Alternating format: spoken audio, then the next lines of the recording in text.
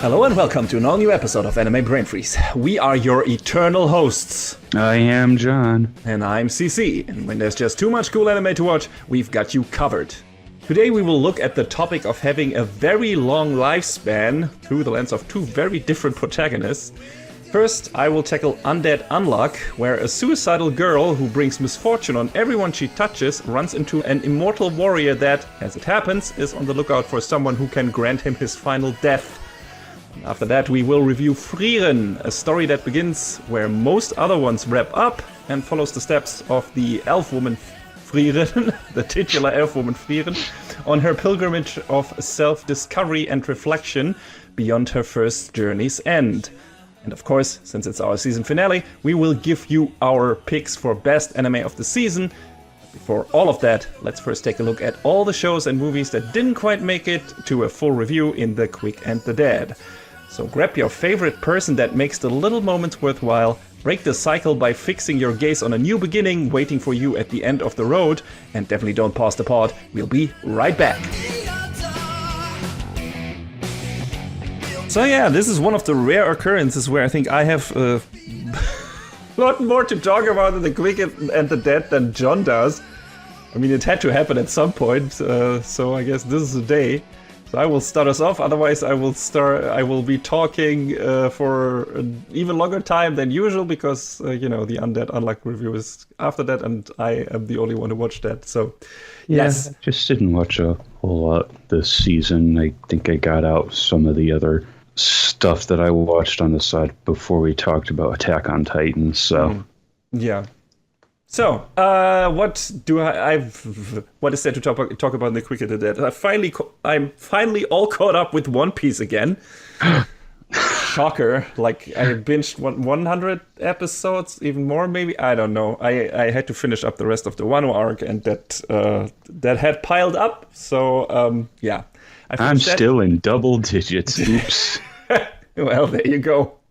But yeah, Wano was fun. Of course, this is standard with One Piece these days. Some of the stuff dragged a bit, but mostly most of the battles were fun. There were some cool developments and everything, and the animation quality, man, really, really went through the roof in the later episodes. Really, really, really crazy good stuff. Like Toei is on another level these days. It's crazy, and they continue that in the next arc, which is the Egghead arc, which is kind of future themed, like the crewmates go to a future themed cyber island, whatever, get funky cyber gear. It's wild and it's a lot of fun, lots of sci-fi stuff, new cool OP that is super good, and it really feels like we're gearing up for the finale finally after all this time. Like lots of reveals concerning past events, some big shakeups in the status quo of the world after Wano, and there's like a lot of foreshadowing that, hey, this is where we're probably gonna go in the not too distant future. So yeah, having a lot of fun watching it weekly again now that I'm all caught up. So yeah, hopefully still much more surprises to come. I look forward to hearing about them eventually finding the One Piece. Yes, we all know those are the friends they made along the way. And the laughter that resulted in that, because the final island is called Laughter. Oh God, no, come on. I'm not kidding, John. That is actually... It's actually Oda!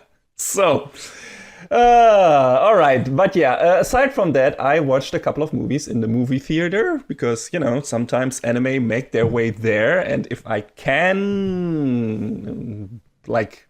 make it happen to watch them there, if I'm interested and they show around here, which is not necessarily the case, I will try to watch them in the theater on the big screen. So I watched a very oldie but goodie and a very newie and goodie. First starting off with Lupin the Third, Castle of Cagliostro. The Miyazaki Lupin third movie. Really good, holds up. Of course.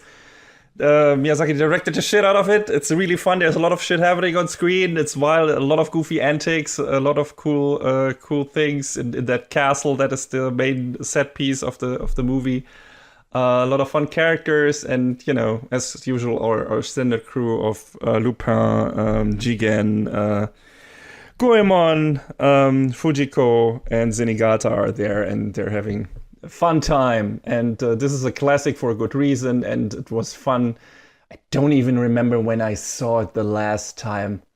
It must be like 20 years or something. I'm not sure. But yeah, so I'm glad I finally got to see it again, and I saw it on the big screen, so that was very, very good. I had to watch it in a German dub, but actually that was very good. That was on a like actual movie dub level, so I guess there are different standards for Miyazaki production, Ghibli productions, if you want to call it that, if that is, or I don't even know who distributes that over here. Maybe it's Disney, so who knows? But yeah, definitely fun watch. The other one was Spy Family Code White. Oh. Which is a typical shonen jump movie, as in that it's completely inconsequential to the main story of the show. I think it's not considered canon either, but really? Yeah, I think it isn't. But it's entertaining. It's well animated. It's occasionally action-packed and sometimes really funny, so the mix you've come to expect and appreciate from Spy Family, the series. Especially the vacation sides and action scenes were a treat on the big screen, and there is a very acid trip-esque sequence with Anya in the back half that really profited from the big screen and movie budget, and probably was also the funniest shit in the movie and one of the funniest bits in the series overall. So yeah, if you like Spy Family, don't skip this one. It's good fun, even if it isn't like really necessarily for the series or anything, but you know, it's also not offensive in any way or stupid. I mean, the show is stupid, but you know, in a good way. So, and that isn't the same in the movie. So, it's just a fun, relaxing time, and there were a lot of laughs had in the movie theater. So by everyone who watched it. So, good times. Yeah, I think aside from that, some of you know, listening to what reviews we have in this finale might wondering, where's Metallic Rouge? Wasn't that one of your keepers?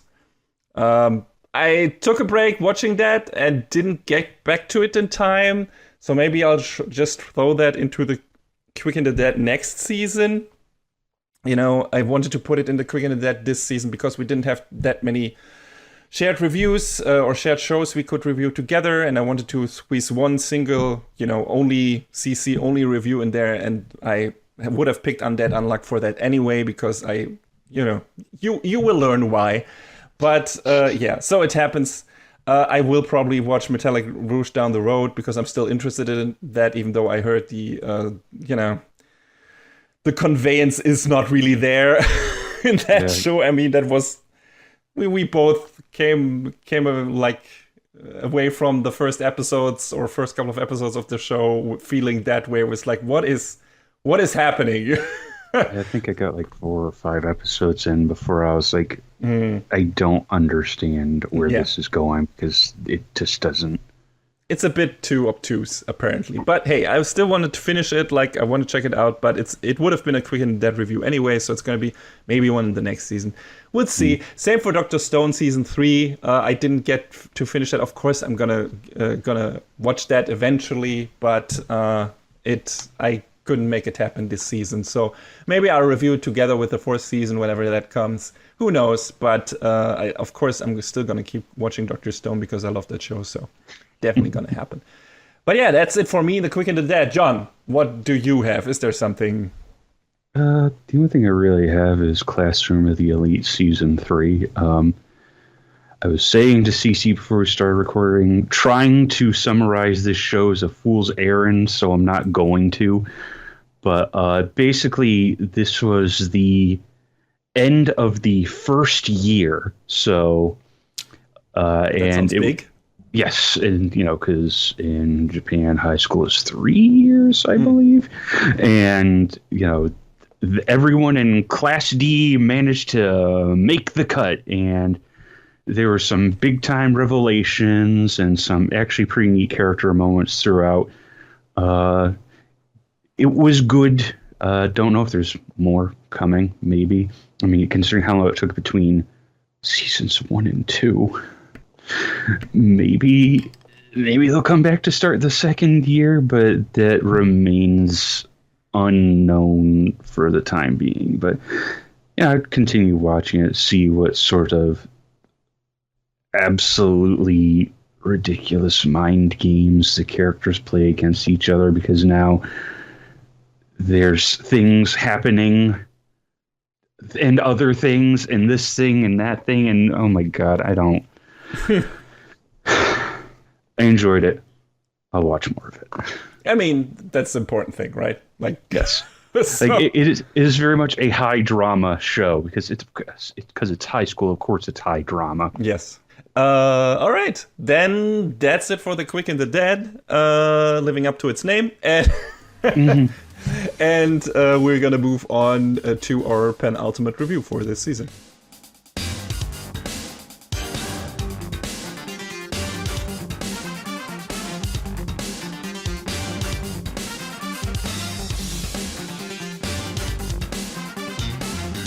With the conclusion of her favorite romance manga, Fuku Izumo is ready to end her life of misery and loneliness, having long accepted her fate of never being able to experience passionate love like fictional characters. Cursed with unluck, anyone Fuku touches is in grave danger of experiencing unimaginable calamity. While the possibility of imminent danger would have most sane people run in the opposite direction, Undead has other ideas. He is an immortal being with superhuman regenerative powers, desperately seeking death, which has always eluded him. When their paths finally cross, Undead sees an opportunity to finally end his suffering by using Fuku's unluck. But before Undead can unlock the full potential of Fuku's power by sweeping her off her feet to trigger the final devastating blow, the duo must first fend off a murderous secret organization hell-bent on exterminating those with special abilities. Thanks for my Animalist rewrite, as usual, for that terrific summary. So, Undead Unluck is based on a manga by Yoshifumi Tozuka, which started in 2020, currently lists 21 volumes, and is still going. The anime adaptation was produced by David Production. We have, of course, talked about them so many times on our show already, with the JoJo's and Fire Force, among other things. But it bears repeating, they're doing cool shit. Undead Unluck is no exception. The artwork in the show is really crisp and has this bright neon color palette, very close to what Fire Force delivers. Actually, there are a lot of production crossovers with Fire Force. Same director in the form of Yuki Yase. The two series share one of the adapted script writers in the form of Yamato Haishima. Same character designer with Hideyuki Morioka. And also, of course, they share a boatload of storyboard artists and animators. The animation between action scenes is serviceable as usual, but when the action hits, boy does it hit in this one. The fights look really good. Some stunning tracking shot sequences that are on the same level as what Fire Force has to offer. Add to that the kick-ass soundtrack of Kenichiro Suihiro and the impactful bass-heavy sound design of Jin Akitagawa, who both also worked on Fire Force and Golden Kamui, among other things. And you have some riveting battles on your hands. So, yes, production values-wise, this is a really good show. It looks very cartoony in a lot of moments, very exaggerated character designs, action scenes, battle animation, and so on. And, you know, one of the main characters, Andy, is literally a zombie who constantly gets dismembered and throws his body parts around. So, you know what you're getting with this one at David Production, I guess. But yeah, let's talk about, while we're already on it, Andy, Undead, formerly, but Fuku later names him Andy because of Undeto, Andy, right? So Andy, both of them are, I gotta say it out immediately, two of my favorite anime characters in recent time. Yeah. I love these two so goddamn much together. They are fantastic. And yeah, let me tell you why. So the main character, and the intro summary already alluded to that, is Fuku, who wants to kill herself because, you know, everyone she touches, she has this special ability. Everyone in this universe, or not everyone in this universe, a lot of people in this universe have this. They're called the people who can do this, who can use special abilities. Special powers are called negators in this universe because they negate the rules, the normal rules of the world. And she is one of them. She has unluck, and everyone she judges is struck by a huge amount of bad luck. And, it depends. If we go into the mechanics later, but a lot of them die. And of course, she actually, doesn't want to die herself, but she doesn't want to cause harm to people and can deal with the guilt of killing her parents with that power. By accident, of course, because she hugged them before they left for a flight, and then the plane exploded.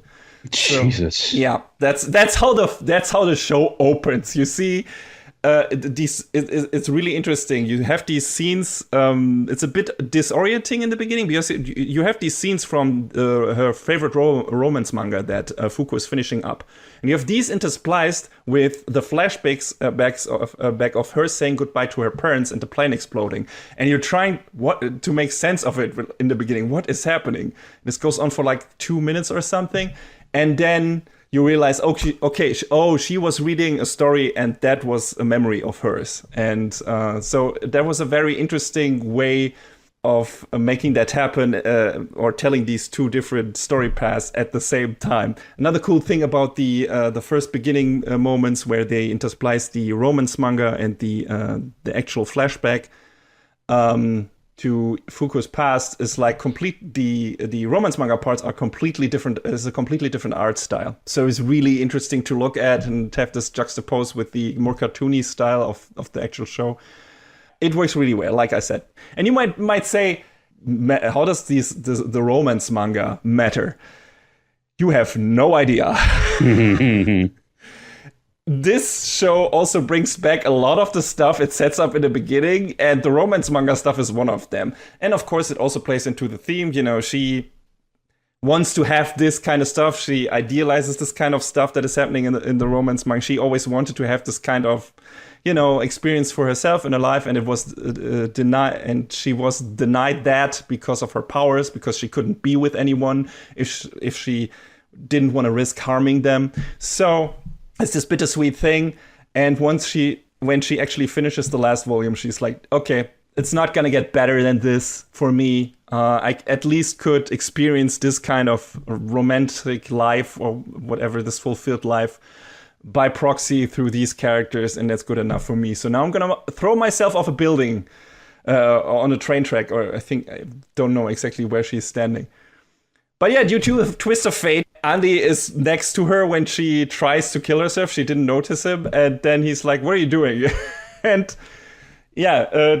tries to save her or something, and then gets immediately hit by a train, also decapitated, whatever. His head just rolls over to her. And she's like, oh god, no, what did I do? And then the head starts talking again. And he's like, wow, that was wicked cool. And then, of course, from this moment on, he is obsessed with how this shit works, because Andy, we learn about that a lot more about that in the later parts of the show, but he has been alive for a long time. So he also is kind of tired of life, but for completely different reasons than Fuko, of course, because he's just experienced so much. And, there's some other factors that play into that, right? Which I can't go into because that would be spoilers. But he says, okay, I want to find someone who can actually kill me for good, because until now, no one has achieved that. I'm immortal, basically immortal. I'm too strong, and I just can't be killed. And so having Fuku just touching him, and then him being almost immediately killed is like, oh shit, she could actually do it. So from that moment, they're kind of stuck together. And yeah, after Andy finds out that a kiss causes the biggest amount of bad luck, which he finds out by them having to fight some members, is it flunkies, cronies, whatever, small tier guys from this organization that is hunting negators called the Union. And they have to fight these guys, and then to get out of this situation, Fuku has to unleash a huge amount of bad luck on Andy, and then Andy gets himself close to the bad guys, so they are hit by the same stroke of bad luck that hits him. And what is that, a stroke of bad luck? A giant meteor falls from the sky. What? On his fucking head and on the bad guys. And of course, he survives. The bad guys don't.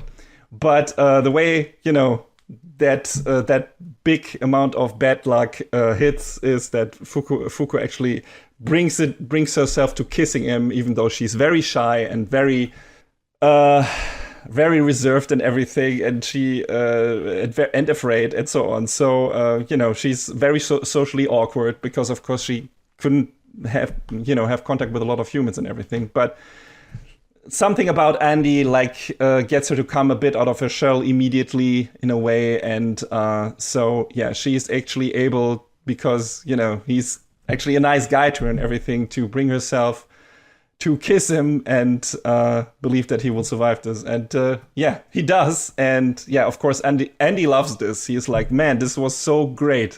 That's one of his, at least that's how they translate it. I don't know what the Japanese word is, but he always says wicked cool or wicked or something like that. He's like, this is amazing. This is the best thing. I think he just says psycho or something.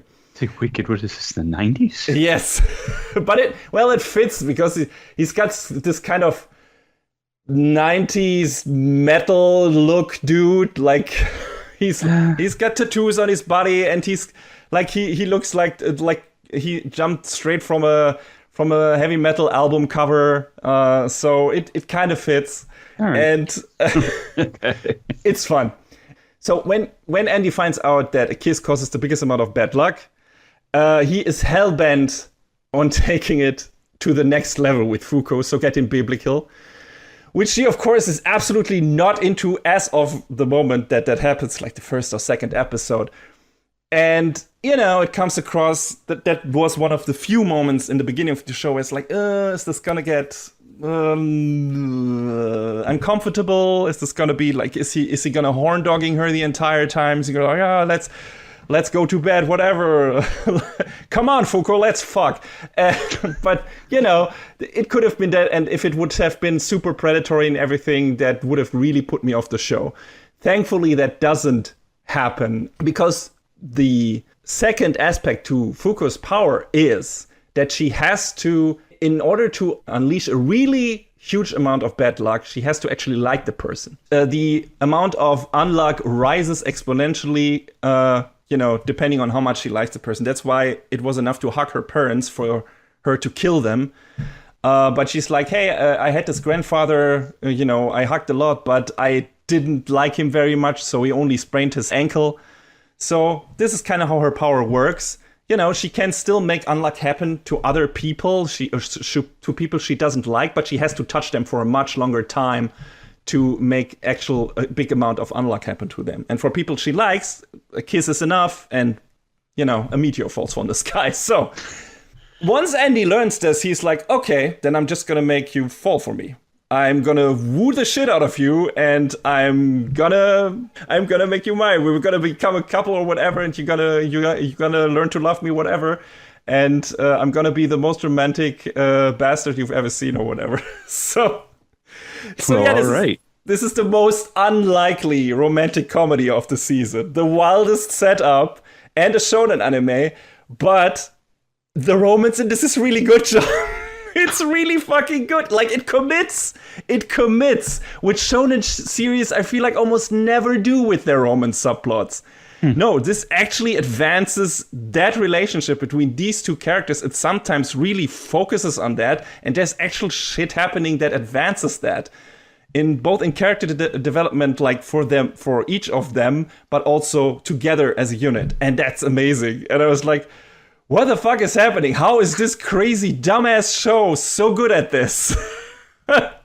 Some writers get it and some just don't. Yeah, I guess, but yeah, like it's such a rarity in shonen anime. So yeah, that is something that really took me by surprise and caught me off guard, and something that I really appreciated. Like, also one of the most fun parts of the show is what ludicrous, random, yet somewhat plausible events it comes up with that relate to Fuku's unlock power.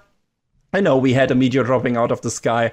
Then there's a truck ramming into someone out of nowhere, a train.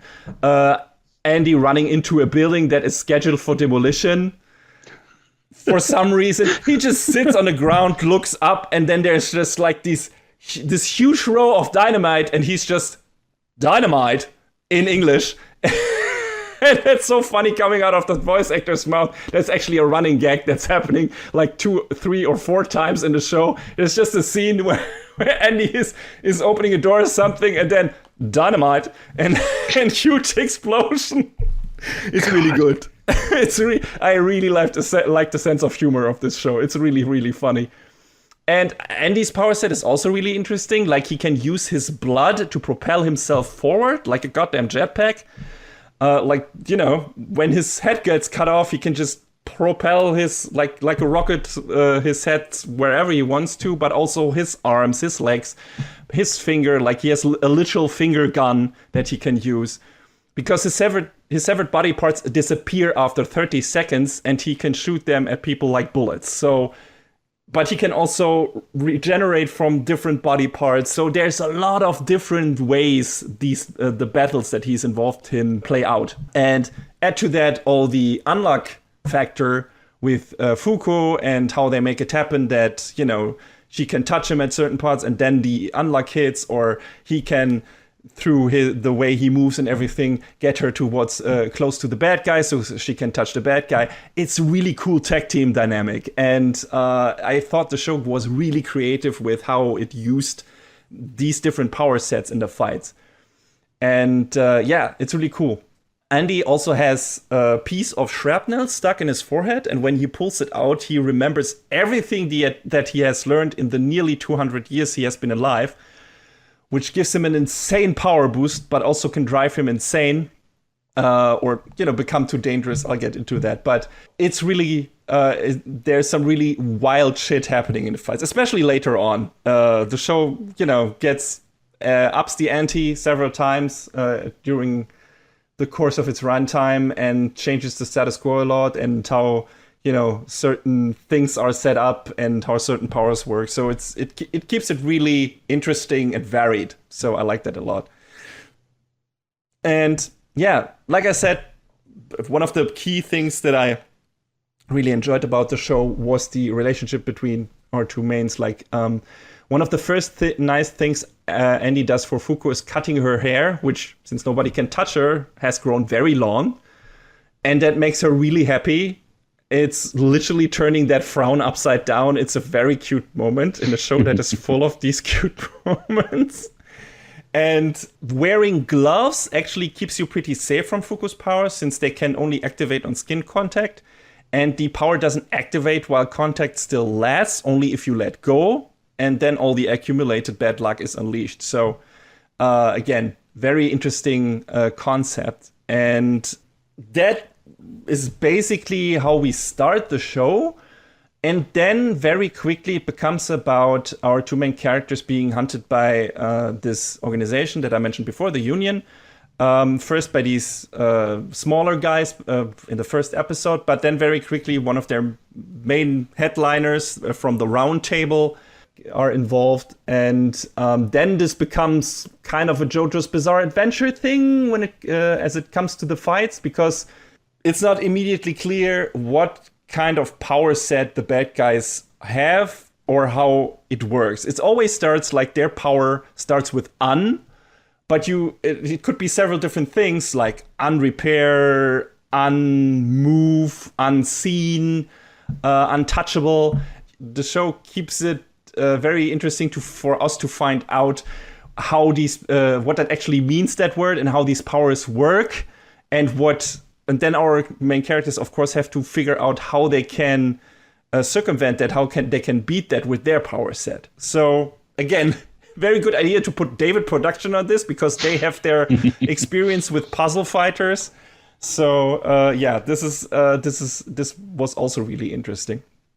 And there's like immediately in the second or third episode, they have to fight like these two guys, Shen and Void from the Union.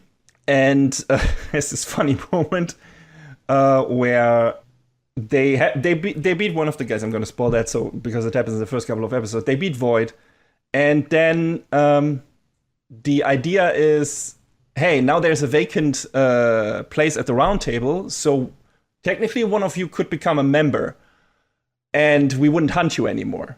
But there's only one open space, and Andy gives that up to Fuko, and then she is like, okay, well, if I'm not gonna see you anymore, and if they're gonna take me away, and they're gonna take you prisoner, and I'm gonna give up my virginity to you, so we can unleash the final stroke of bad luck, and you can finally die. At least I want to do that for you, which is like this ludicrous thing to say, but it's also really nice. And Andy actually rejects it because he doesn't want to take advantage of her despair of, that she's losing him and everything. So, like I said, he is a good guy. He doesn't take advantage of her and everything. So that also, of course, endears him all the more to her. And Shen is so impressed by all of that, and he thinks these two guys are so hilarious that he's like, hey, there is another union member at that and that place at that time. If you beat that person, there are two open seats at the round table, and you both can join. So that's the next step. And of course, they achieve that. And then from that moment on, the show changes a bit with what it's doing and what the status quo is. As I mentioned before, Andy, like I said, immortal, has also from this first or after the first moment where he beats this one guy who has a katana, he just sticks that katana into his body. He basically uses his body as a sheath. Oh. So he carries it around like sticking it into his shoulder, down his back, or up his arm. It's pretty gruesome, but also hilarious and kind of cool. Like it's not super bloody or anything, but it looks just really weird because he's like, there, I don't need any real sheath or anything. I'm just gonna use my body for this.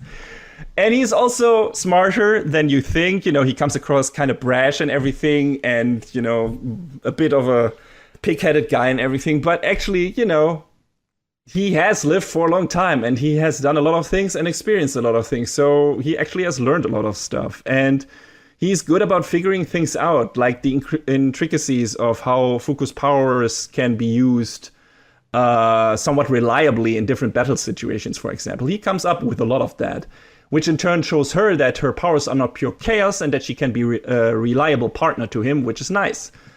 Or what the exact powers of his opponents are and how to counter them. Like I said, the puzzle fighter setup that also works in JoJo and everything. So he's really good at that. And while he seems very selfish in the beginning because he only wants Fuku's powers so he can die, he actually puts the work in to give her a good time.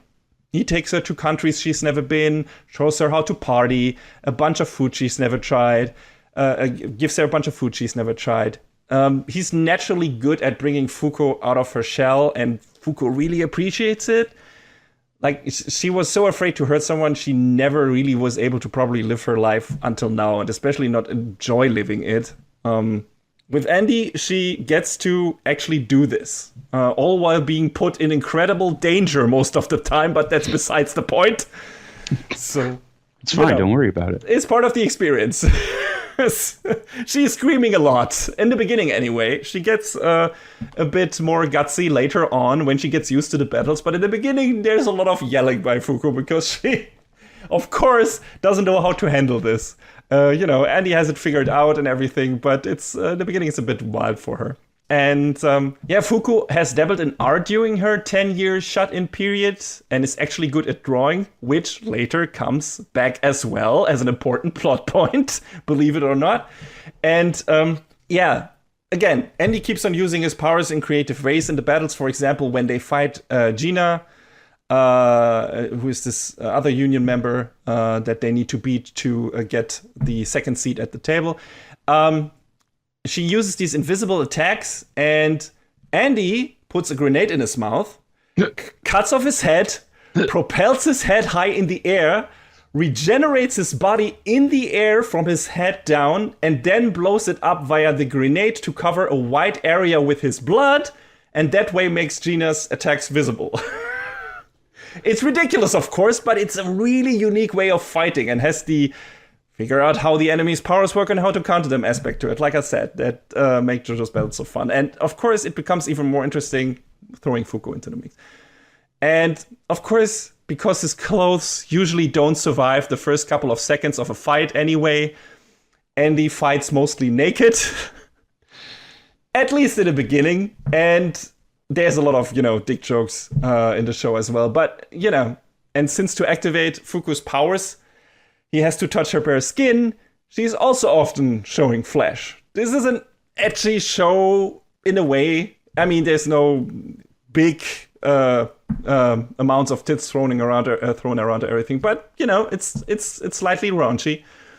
But it's mostly played for laughs on both sides. And, since there's a lot of agency to Fuko down the road, there's nothing like, oh no, this feels bad and she's only being used and everything. And he has to pull her in. And so, they have body contact and then he can unleash the unluck. But, she makes a lot of that happen herself. So that's really, really interesting and cool. And at least Andy's situation is eased up on a bit after Yuma, which are these monsters in this world, which who also have special powers and embody kind of like some of the special rules this world exhibits. One of these Yumas attaches himself to Andy, and this Yuma can generate clothes in an instant. So that's very handy. And Andy doesn't have to be naked all the time anymore.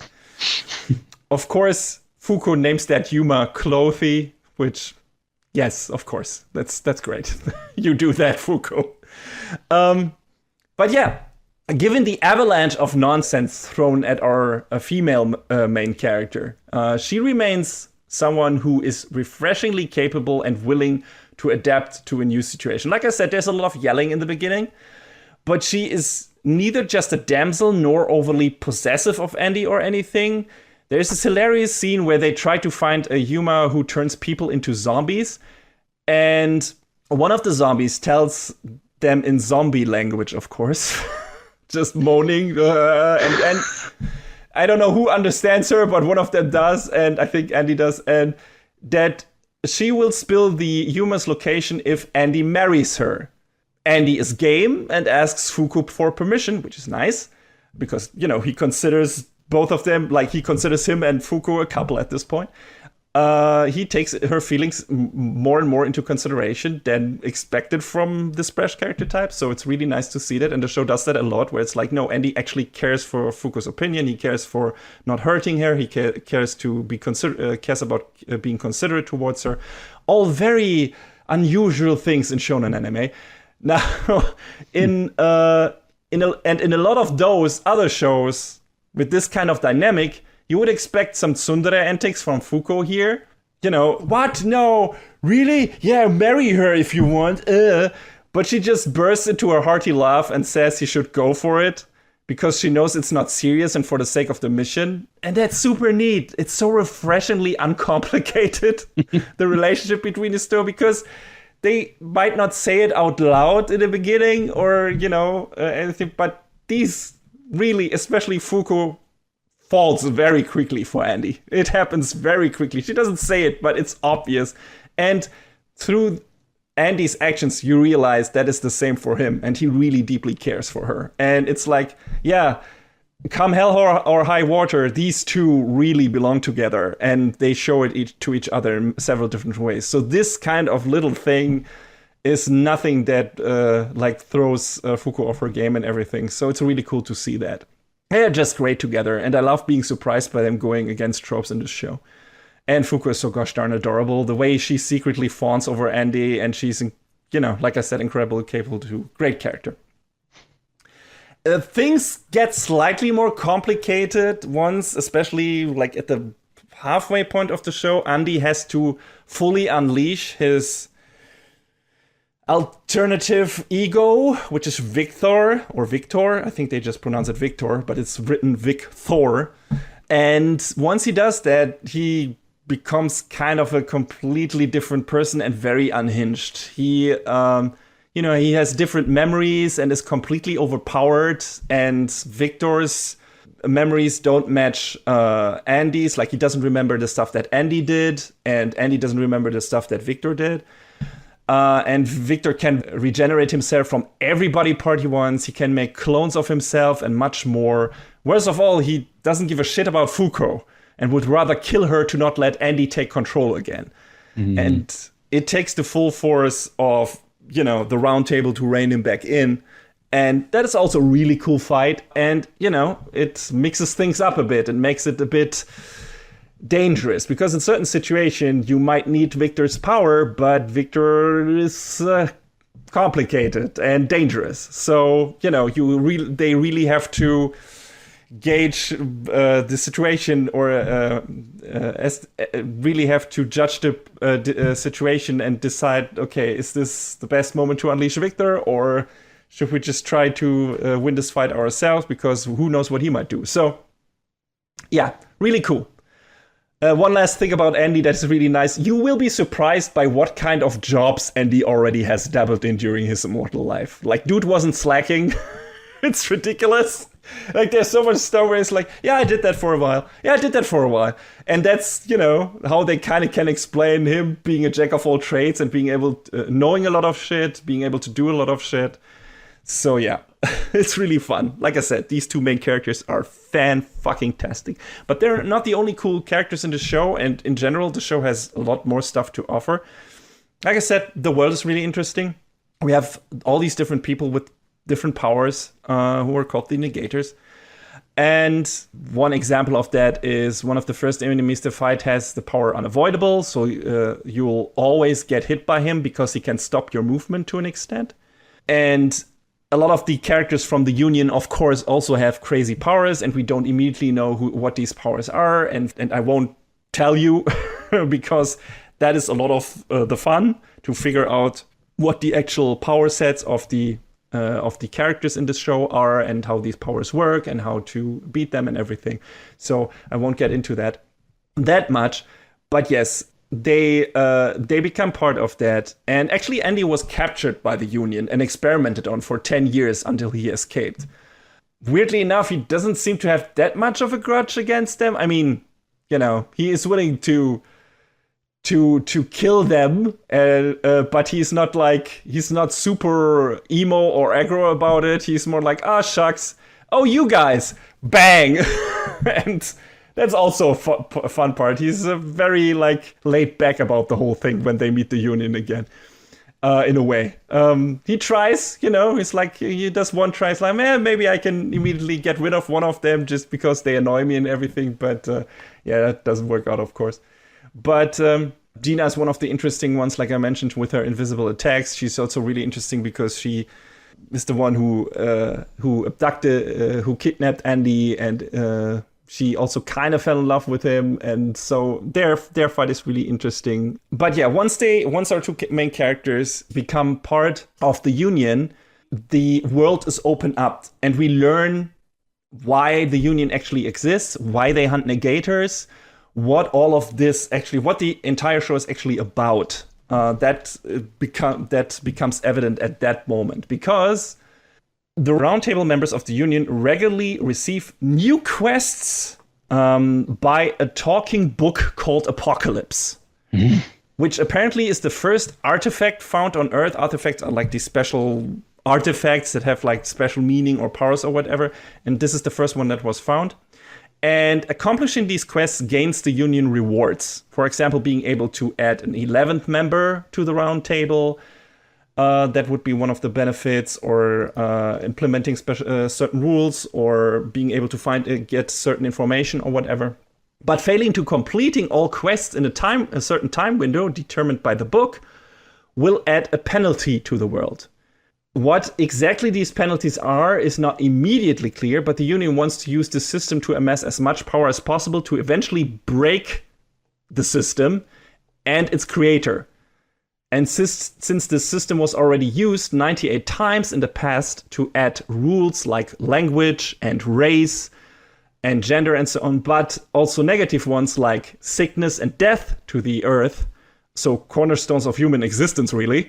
They're basically talking about killing God and negating the rules he imposed on the world. That's some Shin Megami Tensei shit. So, good stuff. Yes, we're on the JRPG stuff now. I love it. Absolutely. Yeah, this is a very gamey show in that regard. Very gamified concept. And I could see this work really well as an RPG, as an action RPG. So I wonder, I must assume there is a game adaptation of this at some point, or will be. But I don't know. They don't always make the best use of the concepts that the shows offer. So I don't know if there will be anything that really does something interesting with that outside of, hey, here's Apocalypse, he's giving you quests. So we'll see. But, it felt really video gamey, but in an interesting way.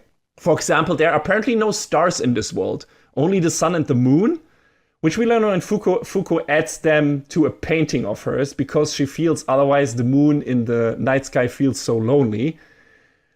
And then later, after they fail to accomplish one of the quests in the time window, the Yuma, which is are the monsters, but also rules.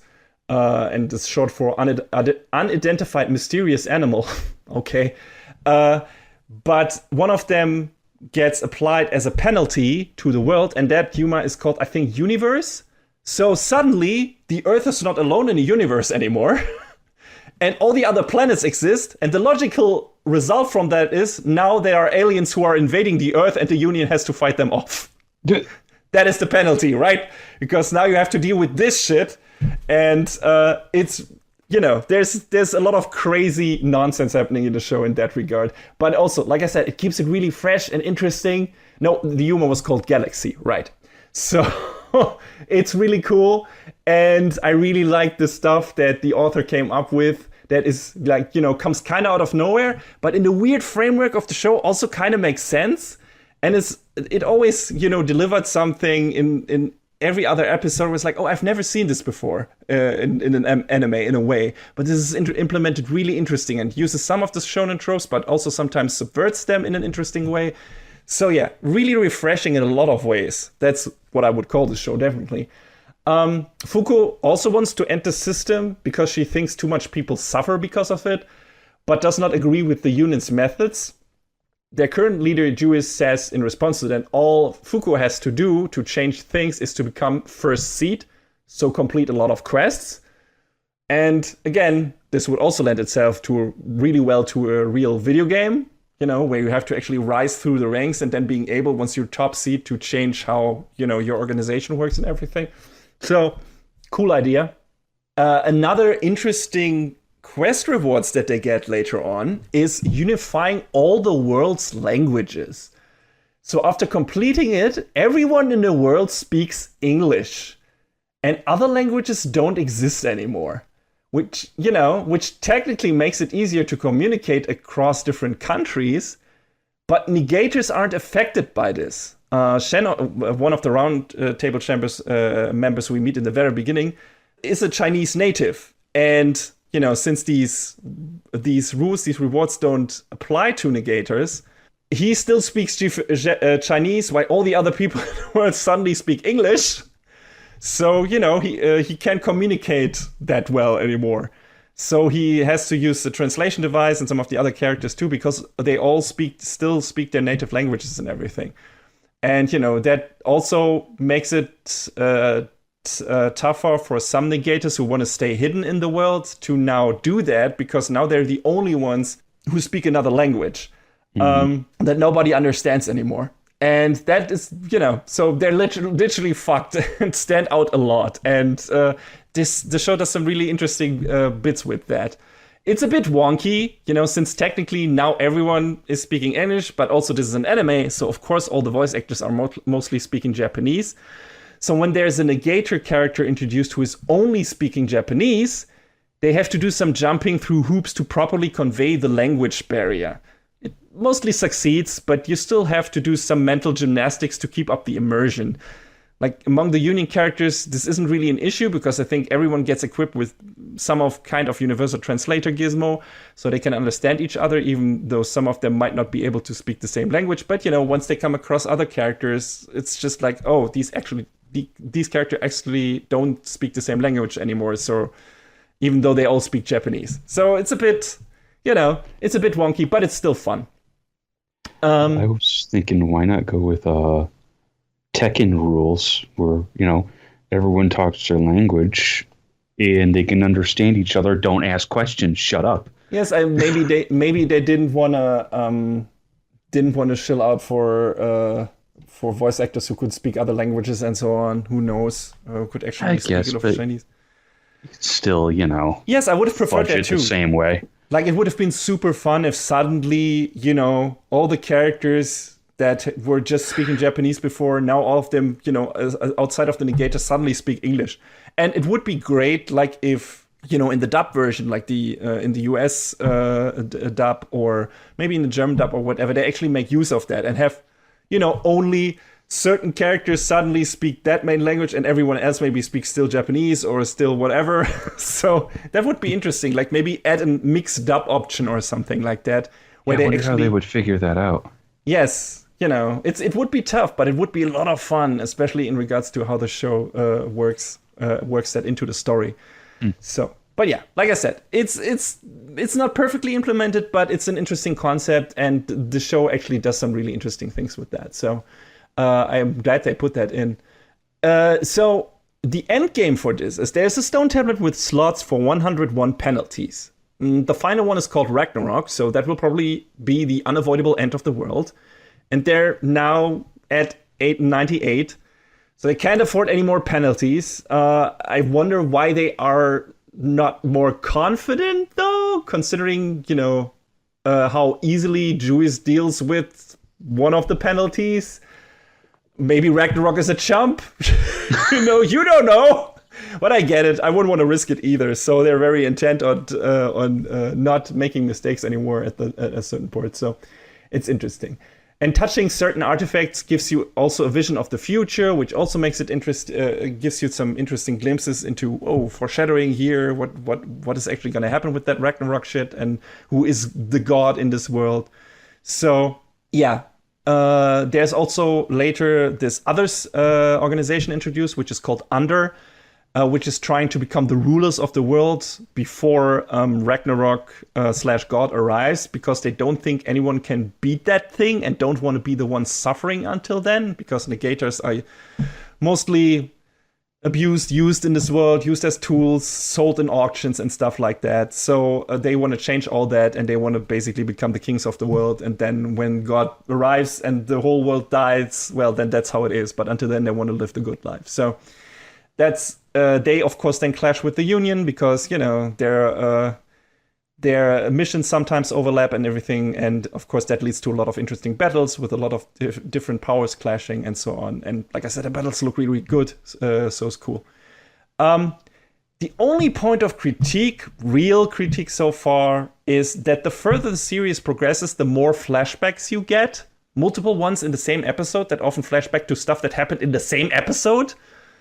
No idea if they were running out of manga chapters. I don't think so, because the manga is still way ahead.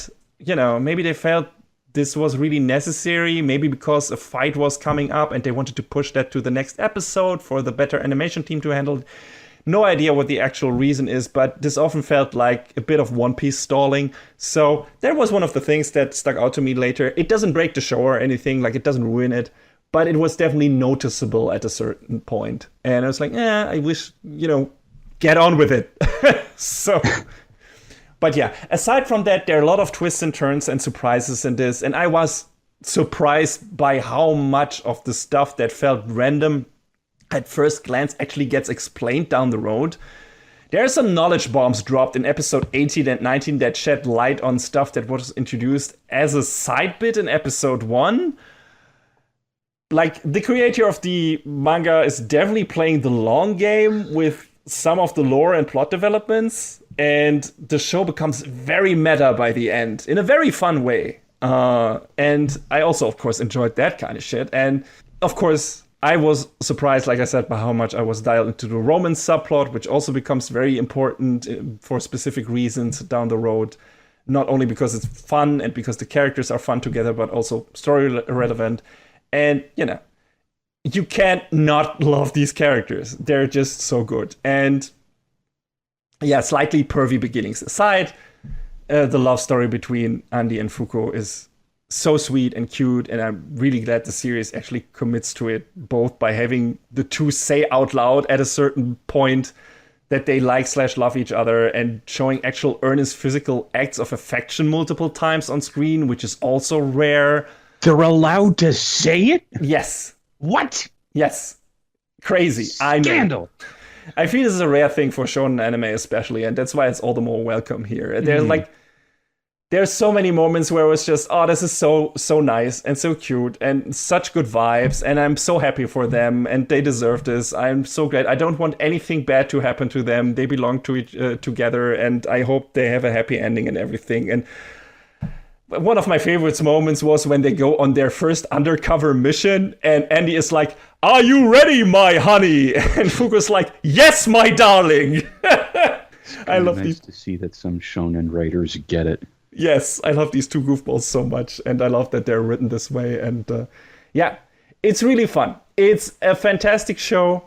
The first season of the anime covers 53 chapters of the manga.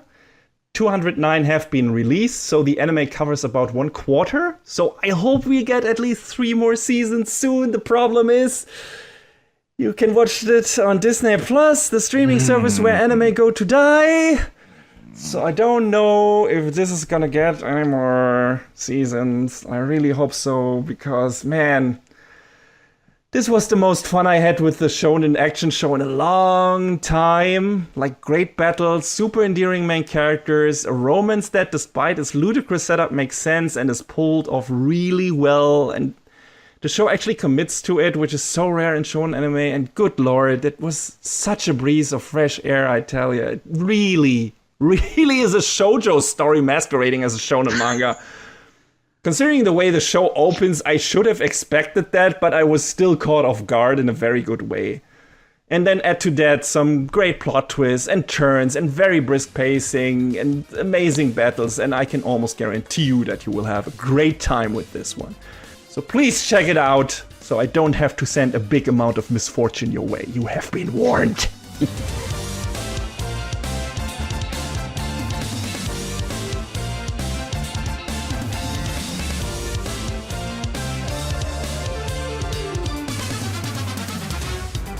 So, guess going from one journey of immortality to what is on its face another journey of immortality? Among other things, yes. Yeah. Journey of self-reflection and, self-actualization as well, and, evolving as a character. Oh, yes, but purely on the concept that our main character may or may not be ageless, or at least ages very, very slowly. Very slowly, like really slowly. It's, the show never makes definitive statement about how long her lifespan actually is, but you can imagine it being, could go into like 50,000 years or something, maybe? I mean, well, we know up to this point it's been at least several hundred years, at least. No, it's been several thousand years, John. Did they say that? Yes, it's been, like, when they talk about her master, they say that was 1,000 years ago, and she is already, like, a preteen at that moment. So she, you have to add all that time. She was still growing up before she got to her master. And, so it's, yeah. I couldn't remember the exact span of time when she was with Flame. So yeah. But yes, we're talking about Soso no Frieren, or Frieren Beyond Journey's End, depending on which name you decide to go with. During their decade-long quest to defeat the Demon King, the members of the hero's party, Himmel himself, the priest Heiter, the dwarf warrior Eisen, and the elven mage Frieren, forged bonds through adventures and battles, creating unforgettable, precious memories for most of them. However, the time that Frieren spends with her comrades is equivalent to merely a fraction of her life. Boy, that's an understatement of the ever MAL rewrite, which has lasted over 1,000 years. There we go. When the party disbands after their victory, Frieren casually returns to her usual routine of collecting spells across the continent. Due to her different sense of time, she seemingly holds no strong feelings toward the experiences she went through. As the years pass, Frieren gradually realizes how her days in the Heroes Party truly impacted her. Witnessing the deaths of two of her former companions, Frieren begins to regret having taken their presence for granted. She vows to better understand humans and create real personal connections. Although the story of that once memorable journey is long ended, a new tale is about to begin. So, Frieren, Beyond Journey's End, brought to you by our good friends at Madhouse. Mm-hmm. And boy, although looking at the credits list, they do what they did, and they called in a million billion favors because, boy, this show looked amazing from beginning to end. Yeah, it's ridiculous. Like, it's the best thing I've seen from Madhouse since One Punch Man, I think. I don't even remember what other shows they did in between, but this definitely feels like one of those favor shows right from the get-go. It's like, what are these production values? Why does this look so goddamn good? I'll get back to the staff in a second, but I'm trying to look at the history of the shows that they worked on between One Punch Man and now. And there were a few things, actually. But someone on the staff must have been like, this is the one that we want to just knock out of the park. Yeah, they chose that one to be the one. Yeah, I mean, they did a few other good-looking shows in between then. Like, I didn't watch Prince of Stride all the way through, but I remember it being having some pretty good-looking moments, as well as Akka, and you watched Sunny Boy. Oh, right. Yes, that was a Shingo Natsume show as well, right? I think so. Yes, there was a looking show, but a very different style. Like, was had very experimental artwork in a lot of moments, very loose. I would say, like, I mean, in some battles, this also has a bit more loose animation, but outside of that, everything looks pretty crisp. I mean, some of the backgrounds have like a bit of a watercolor feel and everything to make this feel more fairy tale-ish, more fantasy styled. But it's still very crisp. It's very, very clear artwork. I feel like there's not that much big experimentation happening with the visuals. It's very precise artwork. It's done very well and never off model in any possible way. No. It's like even the littlest moment looks so goddamn good in this show, and like you have this delicate this moments of delicate body movement and everything where they really put the focus on that. And I was amazed how high quality this was from beginning to end. I never got the feeling that it dipped at any moment in any episode. It's like this was so high level from beginning to end. And this is not like a one core show. This is like 28 episodes. And it looks so good from beginning to end. It was such a good choice of them to drop 4 episodes at once. Yes, to get you hooked immediately. Because let's not bury the lead. The show is great, but it's kind of a slow burn at first, and I don't think if they dropped, all those episodes at once, I would have been like, yes, I'm going to watch this. Thank you you very much. Yes. I mean, I feel like some of the good emotional hooks already happened in the first episode, like when we, come across or when we get introduced to the characters, and then we see the burial of Himmel and everything. We see Frieren's reaction to it and everything. And the soundtrack swelling up in the moment where they watch the meteor shower.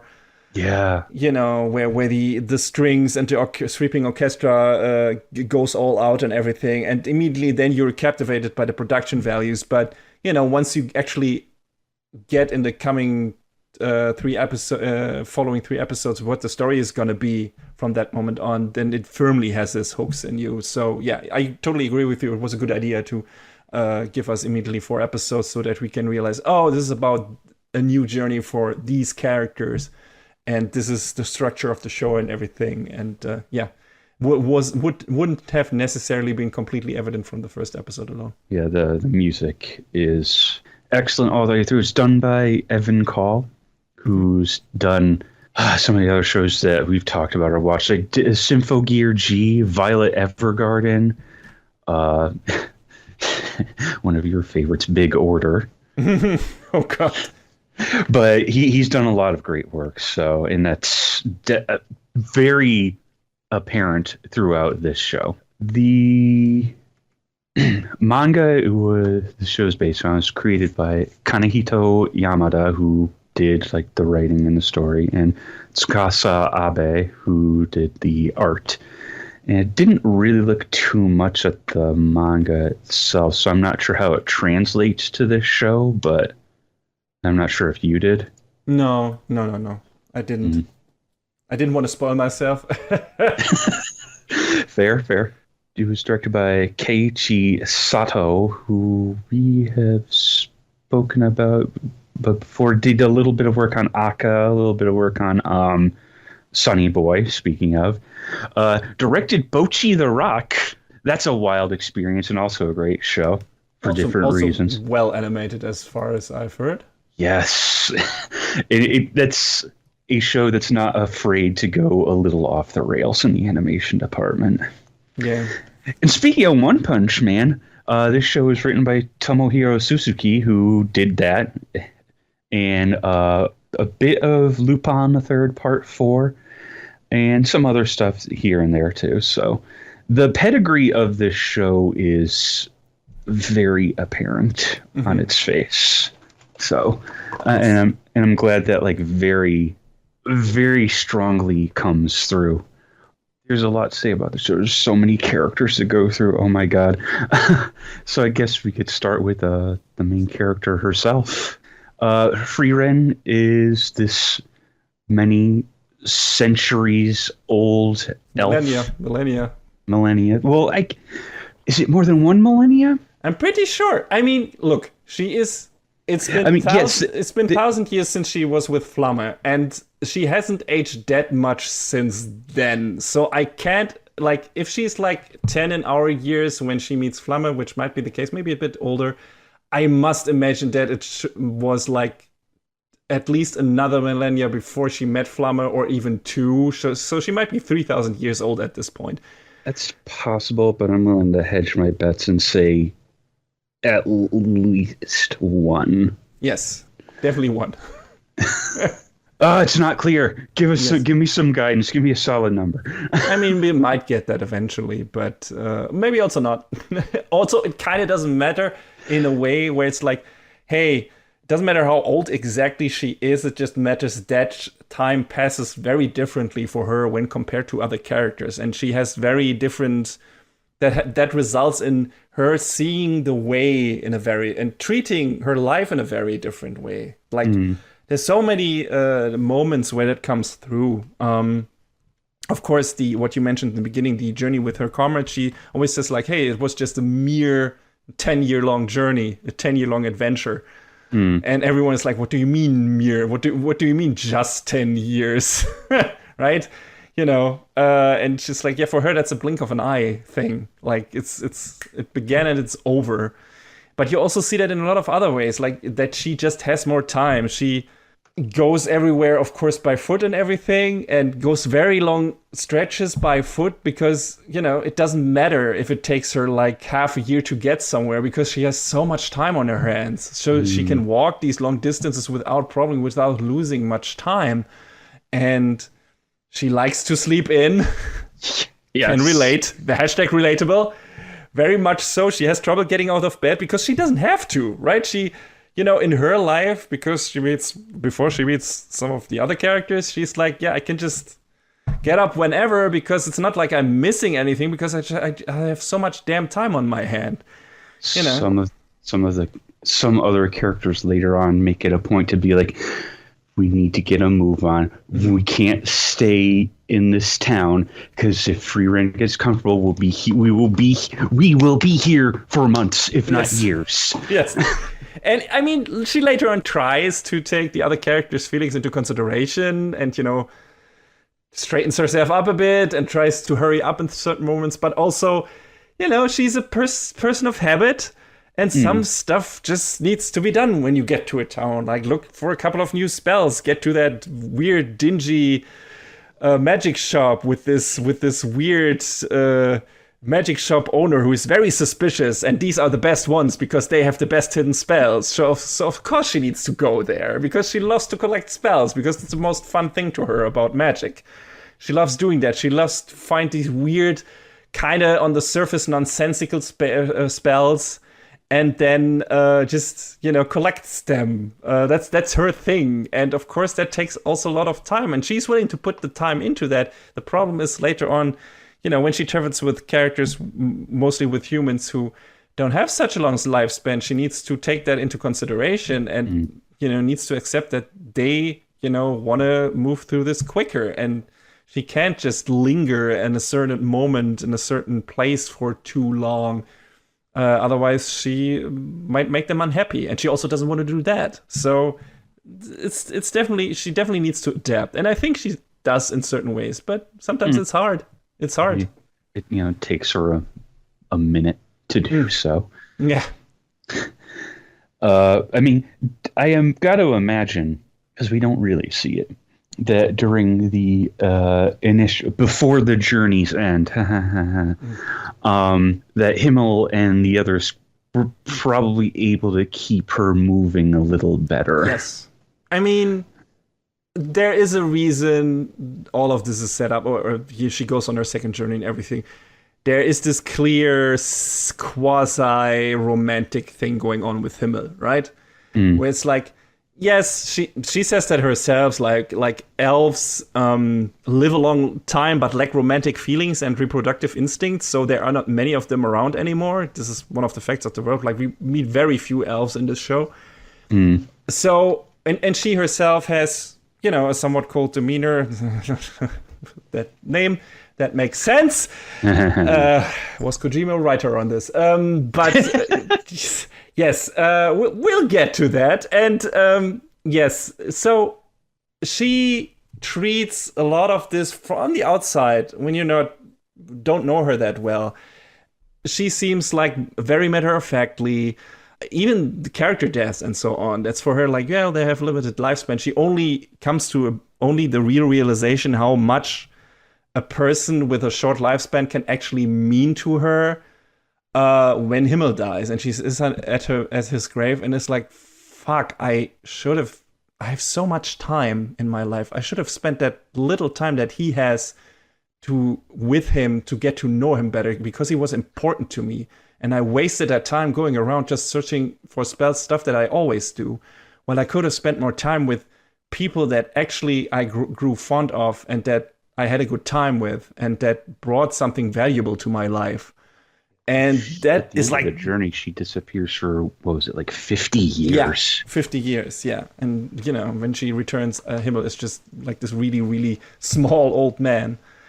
And it's not, and she treats that, again, matter-of-factly, right? And it only really, really understands how that actually affects her once Himmel dies. And then she makes a decision. And from that moment on, she actually tries to learn more about the humans she meets during her travels, has talks with them, a lot of conversations, and, helps them out and everything. And of course, her new companions also add to that and everything, and her trying to adapt and trying to learn more about them and trying to accommodate them.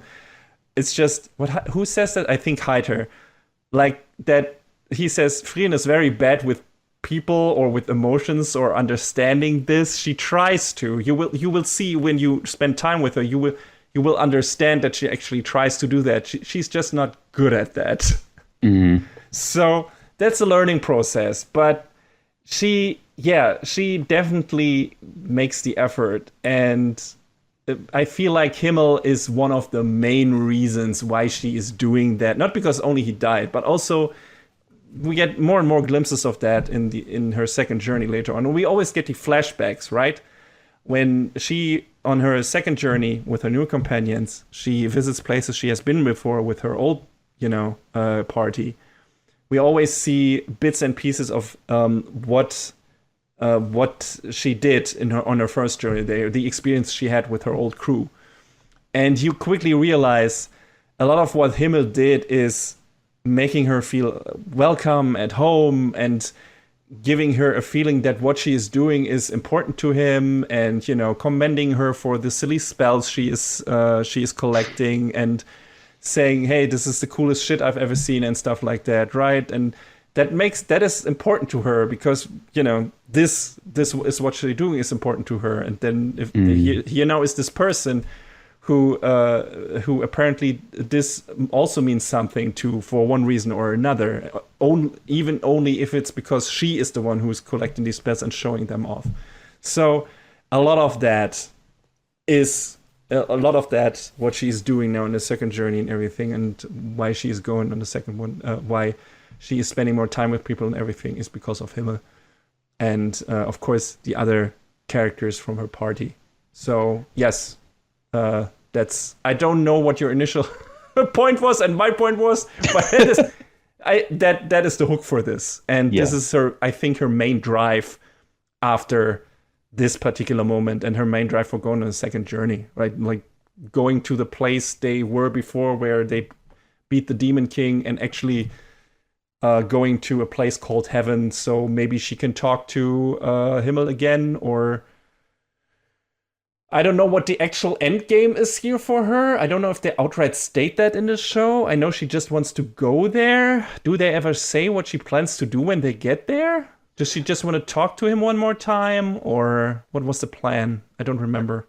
I feel like it was that she wanted to speak with him one more time. It didn't, you're right, it wasn't plainly apparent, but... Yeah, I mean, that's also enticing, where it's like, okay, so we still have a big question mark of what's going to happen at the end of the show. Maybe, is she going to just stay there, right, in heaven herself, and be like, okay, I'm going to stay with my old friends or whatever? Or what is she actually going to do? Or is she just going to say thank you to Himmel for, changing her life or whatever? So let's see. Well, I mean, the manga is still running, so there's plenty. I believe we got about halfway through the current material, and it's still ongoing. So there's plenty to figure out. Yeah, it's not like I would say the show is definitely not the fastest one, despite Frieren having to hurry up certain things. It's still a very relaxed pace. There's some moments where it moves a bit faster. Like in the beginning, it moves very fast, just in terms of how much time is covered, right? Like we said, we get these this little montage that happens over the course of 50 years before she returns to her old friends, and then there's the burial of Himmel and everything, and then she goes on her new journey. But after she meets Fern and Stark, the time slows down very abruptly, and we spent most of the show 20 years /28/29 years after Himmel's death. I think that's where most of the show, at least in this season, happens. It's 1 year, right? So I kind of feel like it works to get to the story that they're trying to tell, to sort of speed past that initial part. Absolutely, yeah.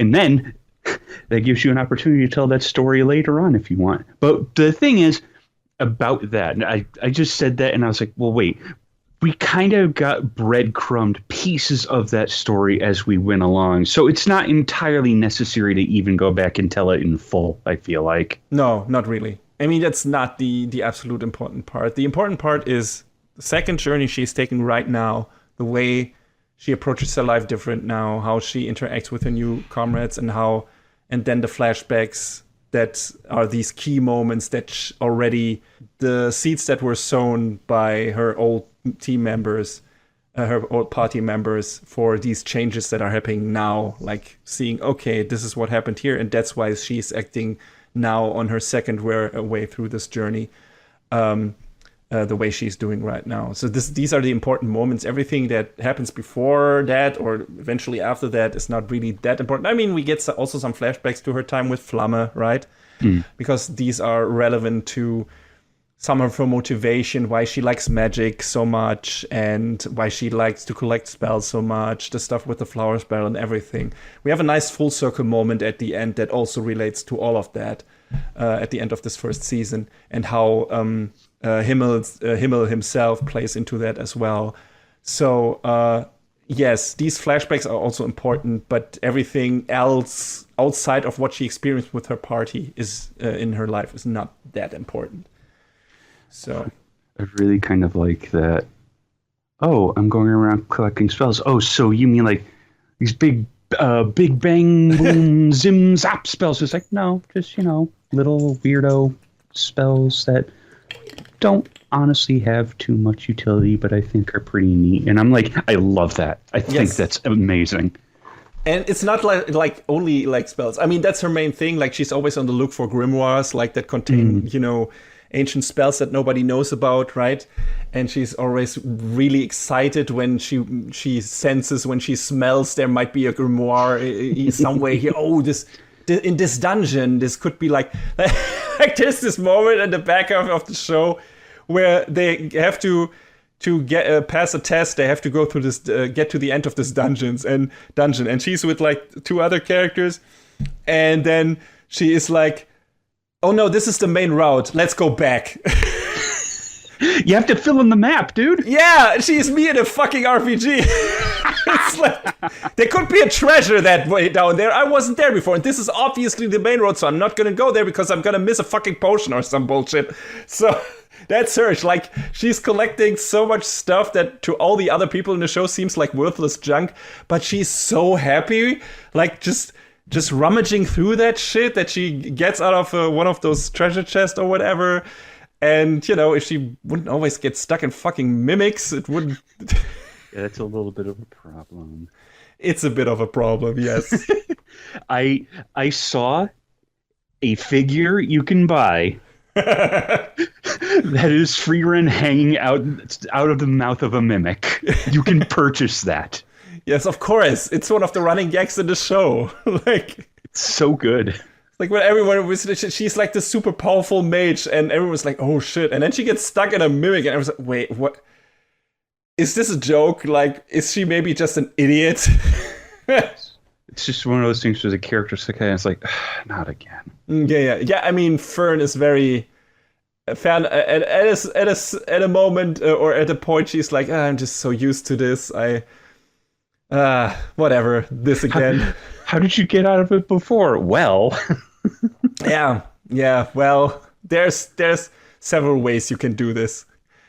You can some might more be effective than others, but then have repercussions maybe on your hair.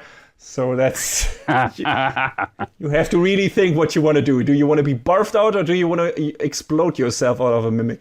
The hair can be fixed. Yeah. Well, it's a matter of importance. Sometimes, priorities, I guess. Priorities, yes. But it's always it's just such a funny running gag, because the show does a really good job of making sure you understand how goddamn powerful Frieren is. Like, we get very early on. We get the name drop of Flamme, who is like the founder of human magic and everything. And then we quickly learn that Frieren was actually her student, and she, which is why she can easily identify a lot of the tomes attributed to Flamme as a fake. And yeah, that she has learned all about magic from her, and she's super powerful and everything. And there are these moments later on, like, the show is mostly, the way it's structured is slice of lifey, at least for quite a while, right? They go to a town, you have some flashbacks to what happened. They also just do some side quests and so on. There are not that many battles in the beginning. That gets they happen later on, that they look really good. And having Frieren being so incredibly overpowered is fun, but also I feel like they could make it a bit less obvious at times. Like there's this fight against a couple of demons later in the show, and it's very obvious the ways one of the powers of the demons works, that they can't beat Frieren because it relies heavily on the demon's mana level being higher than Frieren's, and we immediately know that cannot be the case. Like, yeah, she's so fucking old. She's the student of this god tier mage who lived 1,000 years ago. No fucking way your mana is higher than hers. Oh, but it looks like it is. Yeah, but what the fuck? Whatever. But there's a chance. No. Yeah, right. And, we know this, or at least we can assume that's the case. So as soon as we get the explanation to how that demon's power scale works, it sucks a bit of the tension out of the confrontation. It's not a JoJo's puzzle where we have to guess how will Frieren's experience help her overcome this. It's just, she's got more juice. It just turns into a real, I'd win. Yeah, exactly. and that, at least in concept, is a bit lame. It is, however, fun how they weave the fact that demons underestimate her into the world building. And, Frieren has done certain things in her life, and she's that have made her adept at doing certain things with her mana and everything. And, she can suppress it. And that is something that is unthinkable to demons, for demons, because that magic power, mana level, whatever, is their status in their society. And, their status in their society is solely derived from the amount of mana they openly display. Suppressing it constantly would mean debasing themselves. So, of course, they're caught off guard by Frieren, who can do this. And, when the one demon that Frieren fights makes realize the giant mistake, and how Frieren actually delivers the finishing blow. It's not this super big Sakuga moment, but it's very effective, and the soundtrack also does some really good work here. Mm-hmm. But I think the scene could have even been better if this was more of a twist than the series thinks it is, because we knew that Frieren is ridiculously powerful. They didn't play coy with that, so I don't know. That reveal could have been even cooler in my eyes, but it's still pretty neat. And, the actual excitement is delivered by Fern and Stark, who fight the other two characters in a really cool Sakuga fight. And it's really great to look at, and a lot of great sound work, and everything's really exciting. And I didn't expect the show to have that, because it felt very low-key and, like I said, slice of lifey in the beginning. And then we have some cool training, battles between Fern and Frieren, and then we have they need to extinguish this demon called Qual, and which is also really cool and also interesting in terms of world building and how that works. Because he was banished, or he was like sealed away because they sealed couldn't away defeat for a long time. him. Yes, for a long time, right? And in the meantime, humanity has caught up, and his deadly spell that he had before has been completely upended. Yeah. And, he's like, oh, what the fuck? And that's really interesting. I'll use my most deadly spell. We took it and made it a lot better. Yes, Sorry. Exactly. Also, we have super powerful defense magic that has no problem dealing with that now. And it's really interesting because, the way... I just loved how the show deals with time and time progression, and how it works different for different people in the show. Not only Frieren and the humans, but also other elves, Eisen the dwarf, and who is not quite, doesn't have quite as long as a lifespan as Frieren, but, longer than humans, and then the demons and everything, and, Qual, who was sealed away and stuff. So there's a lot of different aspects to this, and how things changed over time.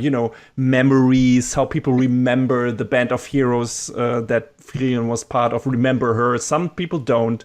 Some people think her of a myth, which is weird.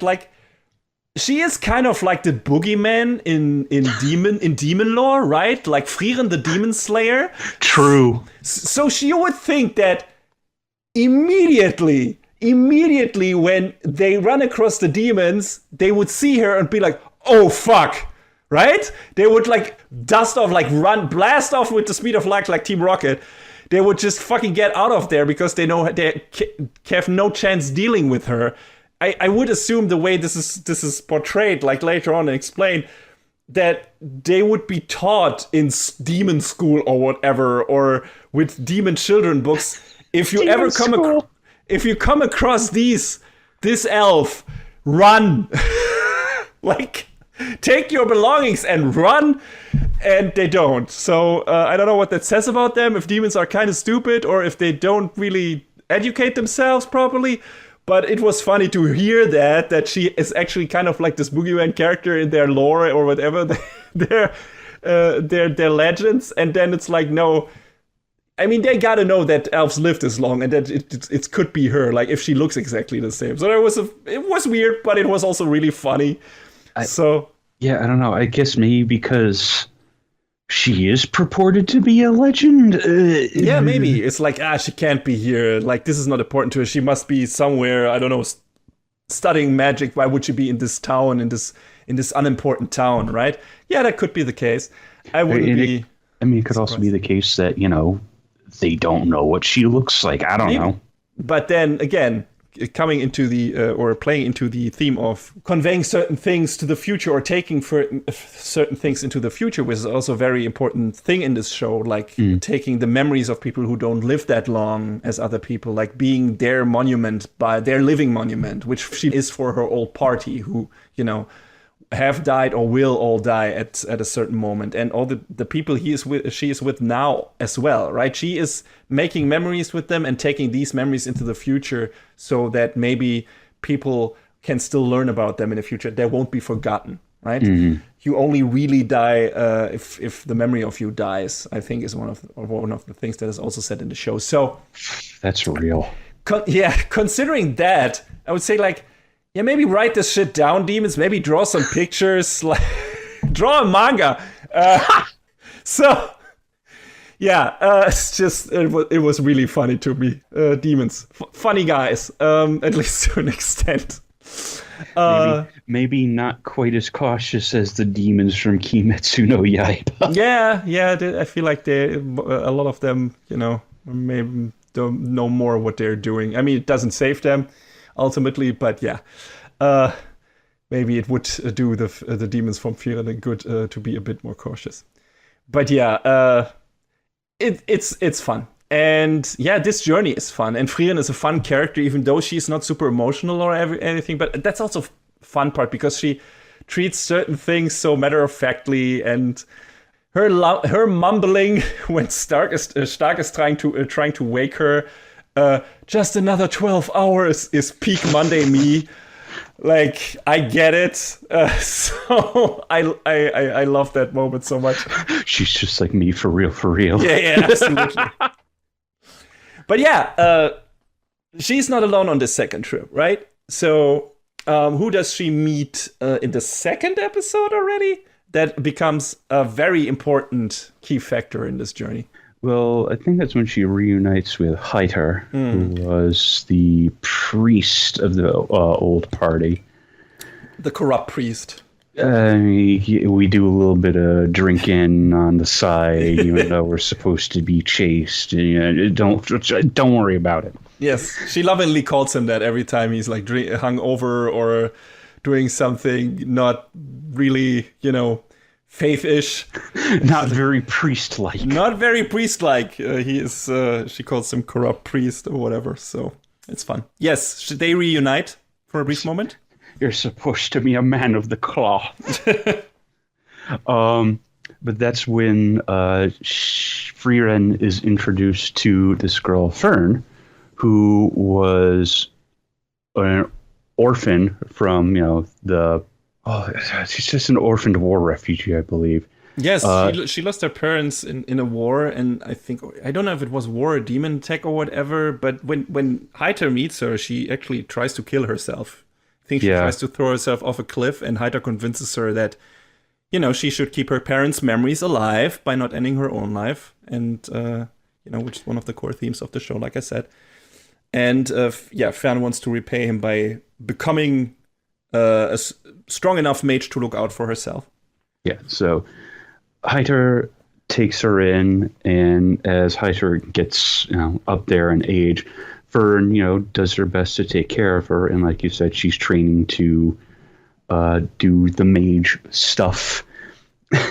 And that's when Frieren rolls around, and it takes a little bit of convincing. I would say it takes a little bit of trickery on Heiter's part. Like it takes a little bit of convincing. But Heiter manages to have Frieren take Fern in as a student. And boy, does Fern learn some things.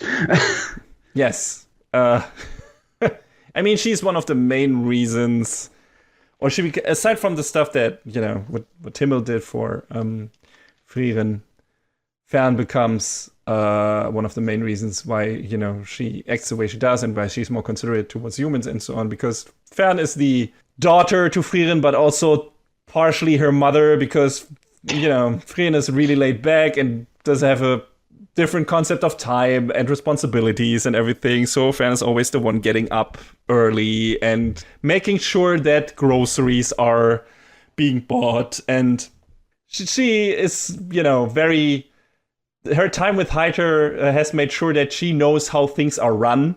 And if everything is not done properly and the way she has conceptualized it, then she's very quickly very angry, very upset, but not in a loud way, because none in this show, aside from maybe Stark on occasion, but especially Fern is not a loud angry. Like, she's always like sulking, and she's sitting on the bed and making this face, right, where she's like, like the big puffed out cheeks, very grumpy, and Frieren and both Frieren and Stark are scared of her.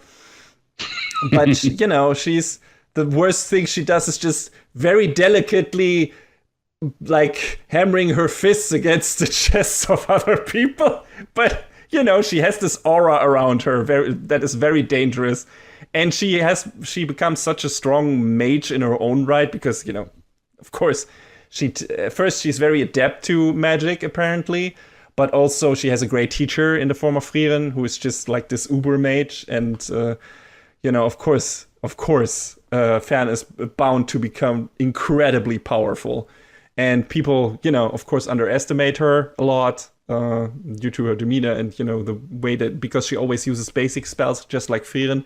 But once she actually unleashes it, everyone is like, oh, fuck! I cannot beat her, probably. So, yeah, she becomes a really, really strong mage in her own time. It's also, that is an interesting party setup, right? Like, in what RPG party do you have two mages and one warrior? That is kind of rare, I would say. Like, the way this is set up, so the battles are maybe a bit different than they are in other parties, and even the back half or what we saw in the from the fights or experiences Frieren had with her previous party, because that had two melee fighters, one healer, and a magic user, the classic setup. But in this, now in the second journey, it's like two overpowered mages and one melee fighter and no healer, really. I mean, they have... Yeah. They sometimes get, like, guest characters for a while, like, for 1 or 2 episodes or 3. Like, Zine is one of them. Yeah, I was going to say, besides Zine, that's... Kraft, I guess, for 1 episode, right? He's a monk. Does he do healing spells? I think he does healing spells or something like that. I'm not sure.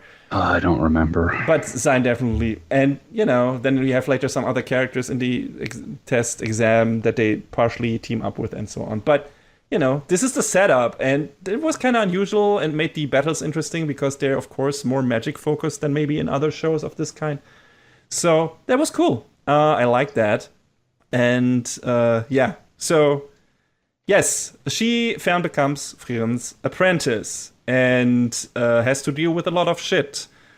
In one particular episode with Frieren and Eisen at the same time. Like, both two characters with long lifespans who like to just hang.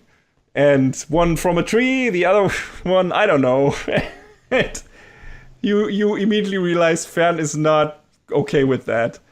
And but it's fun. I feel like I liked her, but in certain moments I felt like she definitely got too much into her companion's business. Like, there was some moments where, like, if Stark wants to stay up late and drink juice, let him, for fuck's sake. None of your beeswax, woman. Especially if he doesn't know that, you know, Frieren and Fern were already done with the first mage exam.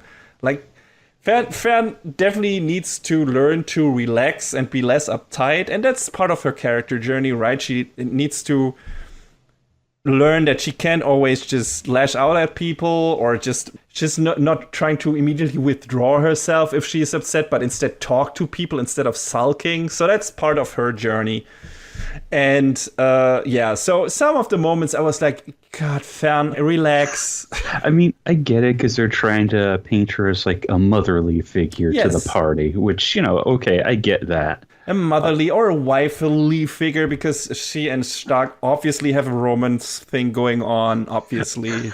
I mean, Zine even says, why don't you two get together? He says it in so many words. Why don't you just start dating already? I love that moment. I was like, yes, you're right. God damn it. Get it over with, you two. This is so tiring. And yes, I mean, these moments are also cute, right? When they actually learn to express affection for each other, but it's like this very teenage-ish love. Stark is very much acting like a child. Fern is very much trying to go in the exactly other direction, but too far at certain moments, where she's like immediately upset when something doesn't go her way and everything, and, you know, taking some things the wrong way when they are not meant that way. So it's, you know, it's a bit tough, and Frieren is in the middle there, but also sometimes receives that anger because she's not, you know, she's too laid back in certain moments. But she's also, you know, it's not just Fern who is like exhibits this mother role, because Frieren definitely exhibits the mother role towards Fern. Like, that's her role. You know, she's obviously older, and in certain parts she's not as responsible as Fern, but it's definitely her role to guide her and to show Fern how she needs to tackle her life and how she needs to approach certain things. And she teaches her about the world and everything. So she's definitely a mother character, especially to Fern, partially to Stark, but also Fern is partially a mother character to Stark, but also romantic interest and so on. So there are a lot of interesting dynamics in this party makeup. And due to the virtue of Frieren being this kind of complicated, funny character, because she's partially also acting like a child, but she's this incredible old person, and she's always really mellow. Like, she always seems kind of relaxed in the face of the most ridiculous shit, and, you know, it's a really interesting character type that you don't see that much as a main female character. She's very unusual. A lot of characters in the show feel very unusual. I mean, Fern as a type too. You get these uptight character types, but usually they are then also very loud and angry, and she isn't that, right? She's very she pulls her emotion also back, just like Frieren.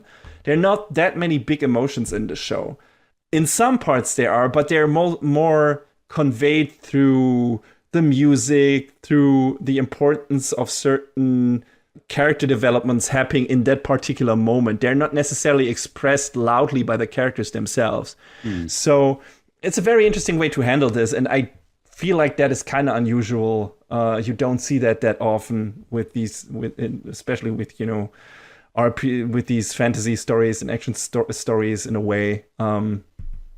That have left kind of an RPG-ish character, or at least adhere to certain tropes that are very familiar. And yeah, I appreciated it. I appreciate that some of these characters felt very different, the way they reacted to certain standard things happening. I don't know how you felt about that, especially when it comes to, you know, Frieren and Fern. It kind of goes for the whole show, not just for the interaction with the characters, that it just feels like everyone's just vibing, man. Yes, it's definitely a vibe show. Yes, I would totally agree with that. And that really comes through, especially in the way, you know, the characters act towards each other. And of course, you know, there are changes that happen, that's for sure, but it's still very, you know, very gradual, very slow, and also very minor at points, it feels like really, really minor moments, but still nonetheless important. So it's just a very slow process. And I like that the series takes its time. I mean, towards the end, I also felt like, okay, maybe you could speed some of this up, right? I was fanning it. But also, there was still enough interesting new stuff happening. And we get always, especially in the back half, we get introduced to, like you said, there are a lot of characters in this show. We don't spend that much time with anyone really outside of our three main characters. A lot of these are just, for now anyway, guest characters that stick around for a couple of episodes and then they're gone.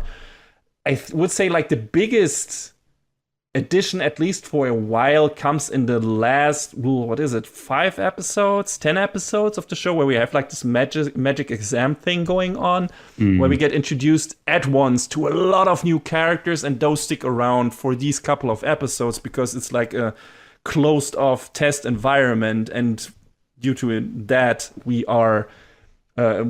have to deal with all of these characters for a couple of episodes, and that's fun in itself because we get to spend actually more time with other characters and don't solely focus on our main three characters. Don't get me wrong, I love our three mains, but it's also fun to then actually spend some more time with these other characters, while before that a lot of this was just this slice of lifey journey thing where, hey, this episode we're in this town, this episode we're in this town, completely new cast of side characters, and you will never see them again after this. So it was nice that the show changed that up a bit by the end. And it doesn't mean that the side characters we only meet for one episode aren't interesting, right? There are enough interesting characters out there, but of course, some of the later ones are more memorable because we've spent more time with them. Yeah, that's cool.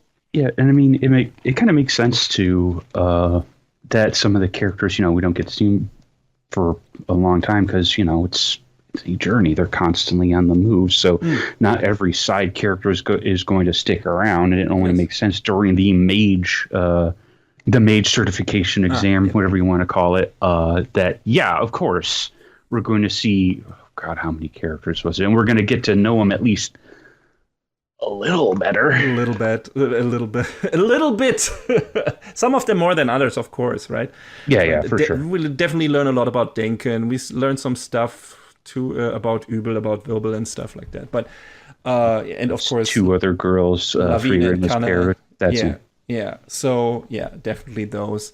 And we might see them down the road again. We might see Zayn again, right? So that is... I am willing to put money on we'll see Zayn again because he had his own story that we haven't seen the rest of it. But I also really like that he was only around for a couple of episodes and he was like, no, I'm going to take off and do my own thing for now because that is my own journey and you have your journey. And it's so unusual. I was like, oh, here comes the new priest, right? They need a healer. So he's going to stick with the crew. And then he's like, no, after 3 episodes, no, this is my goal. This is your goal. And I'm going to head that way. And I was like, oh. Unexpected, but really cool. Really cool. So yeah, like you said, I would bet money on it that they meet him as well, and will be interesting to see during the time they did the magic exam stuff and so on, what he did in that time. Did he meet his friend? Did they reunite?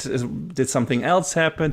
Maybe when they meet him, they need to get him out of a bind or something like that. It's really, really cool that they have like this, that they touch other people's lives like for a short while and then they move on, and we might or might not see these people again. That keeps things like that keeps the anticipation high. It was like, I love this character, but you only got to meet him for like 2 episodes, but maybe we'll meet him again down the road, because they're also on a journey. So yeah, you have these different story paths that might intersect again at some points. And now that all these different new characters are introduced in the back half of the show, we might also see a lot of those again down the road. I think, now I'm thinking about it, didn't they do that with Kraft, where we saw him in one episode and then we saw him again briefly later on? Very briefly, but only in a side bit, because he kind of saved Übel, or not really. Like, he saved actually the bandits that were trying to rob her, because he knew that she killed the other bandits in the vicinity. So he's like, so that we saw him in saving them from you. But that was really interesting. Like, that was, we know this character, And he's also on his own journey, and we know what he's about because he spent one episode with our characters, and so that's really cool way to do this. Like having once again get reacquainted with some of the characters or see what part of their journey they're at now. So really interesting idea to handle the storytelling in this. But yeah, we haven't talked about our third main member yet, and we definitely should give him a few sentences. Yeah, that's Stark, and he's the warrior. He's the one who took up the axe. A warrior in every sense. Well, Final Fantasy 14 is where I know the warrior job from. And he's a pretty good-natured guy, but he's not the bravest. No. He absolutely is. He's super strong. He studied under Eisen. Yes. And he kind of ran off. and Eisen wasn't like, he didn't get mad, but he wasn't super pleased with that. But, at his instruction, he joins Frieren and Fern. I mean, Eisen kind of also partially blames himself for that, right? The initial backstory of Starkest, and we get filled in on that a bit more down the road, but he, his village got attacked by demons and he ran away. So he considers himself a coward, and he is, by the definition of the word, in certain parts he is a coward. He is, he tries to avoid risks, he gets scared easily and stuff like that. He's a bit of a Zenitsu type without being an annoying shit stain. Yes. He is. I'm glad he's not like that. Yes, he is very much, he's not overly loud. He sometimes yells. He's he complains a bit, yes. But he's not like overbearing about it. Yes, exactly. And not all the time, not always in your face, not screaming at the top of his lungs and everything. He's sometimes just freaking out. And it's always funny. The way he reacts cowardly to certain things, it's not so over the top that it gets annoying. It's so funny when he sometimes gets loud. And, but the cool thing about him is he's actually super, super strong, just like Zenitsu is, but he has agency. He's actually going out of his way, despite his fear, helping people. And, because he's so strong, what did Eisen say? He hit him not because he was angry with him, but because he was scared when they had a training session. Because there was like this moment of instinct where Stark was about to unleash his full power in a way, and Eisen realized that instinctively and got so scared that he just hit him with his hard punch and gave Stark a scar on his forehead that he still has. But that was not because he was angry. He was just scared, right? So he knows what that the thing is. I think he also had the same experiences to an extent like Stark. That's why he also took him on as an apprentice, because he could empathize with him. And because he thinks that Frieren would also be a good teacher for him and, be a good environment, and he would be a good addition to the party, he asks her to please take him on as a party member as well. And yeah, so that's how they join. He fights a dragon, which is super cool, that fight. Like, once you actually realize how strong he is, where he sits next to this giant, like, cliff in the mountain, and you realize, oh, he did that. That's actually crazy. What the fuck? So, yeah, he's a really fun character. He's like of course, he's the only guy for most of the time in this team constellation. So, and he's a bit of a child, to an extent more irresponsible than Frieren, and not always thinking about what he's saying. He's also bad with people, especially interpreting certain things that Fern does and everything, and that fucks him up a lot. Like, I love this moment where Fern is complaining that Frieren doesn't understand her, and Stark is just like, I don't understand you either. It's just, she gets mad again. It's peak comedy. I love that moment so much. And there are several moments of those, and like I said, there's a slow developing romantic thing between the two. It's not really emphasized or anything, but that much. But you can quickly see that they start to care for each other in more ways than one, and that's really nice. And yeah, why he joins the other two is he wants to have a ridiculous and fun journey, just like Eisen had, who is now too old to travel, so he can bring back the stories of his adventures back to Eisen as a payment for his death of being his student, or Eisen being such a good teacher to him and everything. So that's why he's going on his journey. So he wants to make memories. He wants to have cool stories to tell, because Eisen always told him cool stories of his adventure with Frieren and Himmel and Heiter.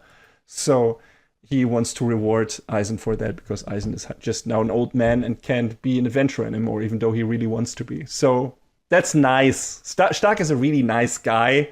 Yeah. He immediately, and that happens several times in the show, every time they get to a new town, he immediately makes friends. It's a lot of these are like these small side scenes where it's like he hangs out with the kids of the town and plays with them, or he, there's like a shop vendor. There's like, Stark, nice to see you again. Here, have a loaf of bread or whatever, right? Mm-hmm. And he helps them with like these daily tasks and whatever. And he's just a really, really cool guy. There's this cool moment like with Kraft, the monk they meet. Stark immediately takes to him because he sees like, oh, he's such a cool, strong character, and I want to be like him and everything. And it's just nice to see him idolize someone like he idolizes Eisen probably. And it's like, he's really a young kid. It's like he has to learn a lot of things and he has to get more brave and everything. But he has a really good heart, and that shines through a lot of the times in this show. I don't know what your favorite part about with Stark was or whatever, but I think there were a lot of stand-up moments. And of course, his fights are super cool. Like the dragon fight, there's a fight against the demon, which is looks super good. And he's not as prominently featured in this show as the other two characters, I would say. As Fern and Frieren, I would say they get more screen time than him. Well, being a tank is a thankless job. Yeah. And the latter half of the show is about the magic exam, which he of course doesn't take part in. Mm. So maybe he'll get more screen time in another season or whatever, but I mean, to be fair, during is it just before or just after the magic exam, one of the other mages, Weirbull, was like, I'm borrowing you. Yeah. And he does a good job, and Weirbull, respects that, so. Yeah. He like I said, he kind of always leaves a good impression with everyone except maybe Fern. Like, is there this moment where he looks at the clouds and he's like, oh, they look like boobs. Oh, they look like poop. And Fern is in the background. It's like, oh God, he's such a child. He's a funny guy, and he doesn't do anything bad or anything. He's just a bit of still a child. So that's fine. He's just a goof. He's a goof. He's a big old goof. He's a bit scared sometimes, but he's nice. So I think he's a good part of the team, and he delivers a lot of the comedy in the show. Aside from Frieren, of course, because she also does a lot of funny shit. What was one of the funniest scenes that Frieren does? Yeah, right. When she tries to convince Sein to join their party because he wants to travel with elder women, with mature women, and of course Frieren considers herself that because she's an older woman, but that's not what Sein means. No, it's not. And her charms are completely lost on him. Does her skills, quote unquote, of seduction definitely don't work on him. So that is really funny, but also she is not like insulted by that or doesn't sulk or anything because of it. She's just like, oh, that didn't work. Well, I tried. So that's funny. I think one of the only jokes that I didn't like in the show was that they did 2 or 3 times, and it's such a bad trope. There is like, in the beginning, when we meet Fern, she's still a little kid, and then Frieren takes her under her tutelage and everything, and then of course Frieren grows and becomes, I don't know how old she is for the main time of the show. She like 16? Oh, Fern? Yeah. She 16 or 18? Or I think during the bulk of the story, she's 18 for the bulk of the story. okay. And of course, there is a joke about Fern's tits now being bigger than Frieren's, and Frieren being self-conscious about this. I wish this wasn't in here. The show is pretty good at avoiding bad anime tropes, but this is one of the lamest ones that is in way too many series. And thankfully, the show doesn't linger on it. No. I think it bothers me so much here because Frieren outside of the scene is not painted as a woman that would give a flying fuck about whether another girl has bigger boobs than her or not. It just feels out of place and tropey and dumb, and they bring it up at least twice in the show, if not more. So that's like, guys, that doesn't make sense. I only remember the one time when they were on the wagon and she's laying down in Fern's lap, and then I can't see the sky. No, right? Yeah. But there's this other moment where they walk next to each other. It was very much at the beginning of the show where she remarks on Fern now being 16 years old or something, and then she looks at her sideways. And they talk about food or something, and or not genetics, I don't know, so upbringing or something like that. And she looks at her tits and is like, is that all it is? Right? It's this side glance of her where she just glances at Fern's tits and is like, really? And then she looks at her own, and then, you know what this is about. Yeah, I guess I had put that one out of my mind. Yeah. Just because the second time it was just sort of, okay. Yeah. And they just touched on it and then walked away from it. Yes, and I'm glad they don't do that like in every episode or something. But again, it just stuck out to me because it doesn't make sense in regards to Frieren's character, really, because she doesn't feel like a character who would care about this kind of stuff, like that it would matter to her in any possible way. I mean, she cares about her hair, we know that. But aside from that, not much time is spent on her thinking about looks or anything, or comparing herself really, like in terms of appearance to other people. So that doesn't seem to be an elf thing to do, and it just felt out of place. I guess sometimes it just happens for elves. I don't know. Maybe. You already talked about the soundtrack and how good it is. Like, there's this wide selection of sweeping orchestral tracks, and we have this more relaxed, somber, folky songs. I think it captures the atmosphere of this world and the characters' emotions on the adventure really well.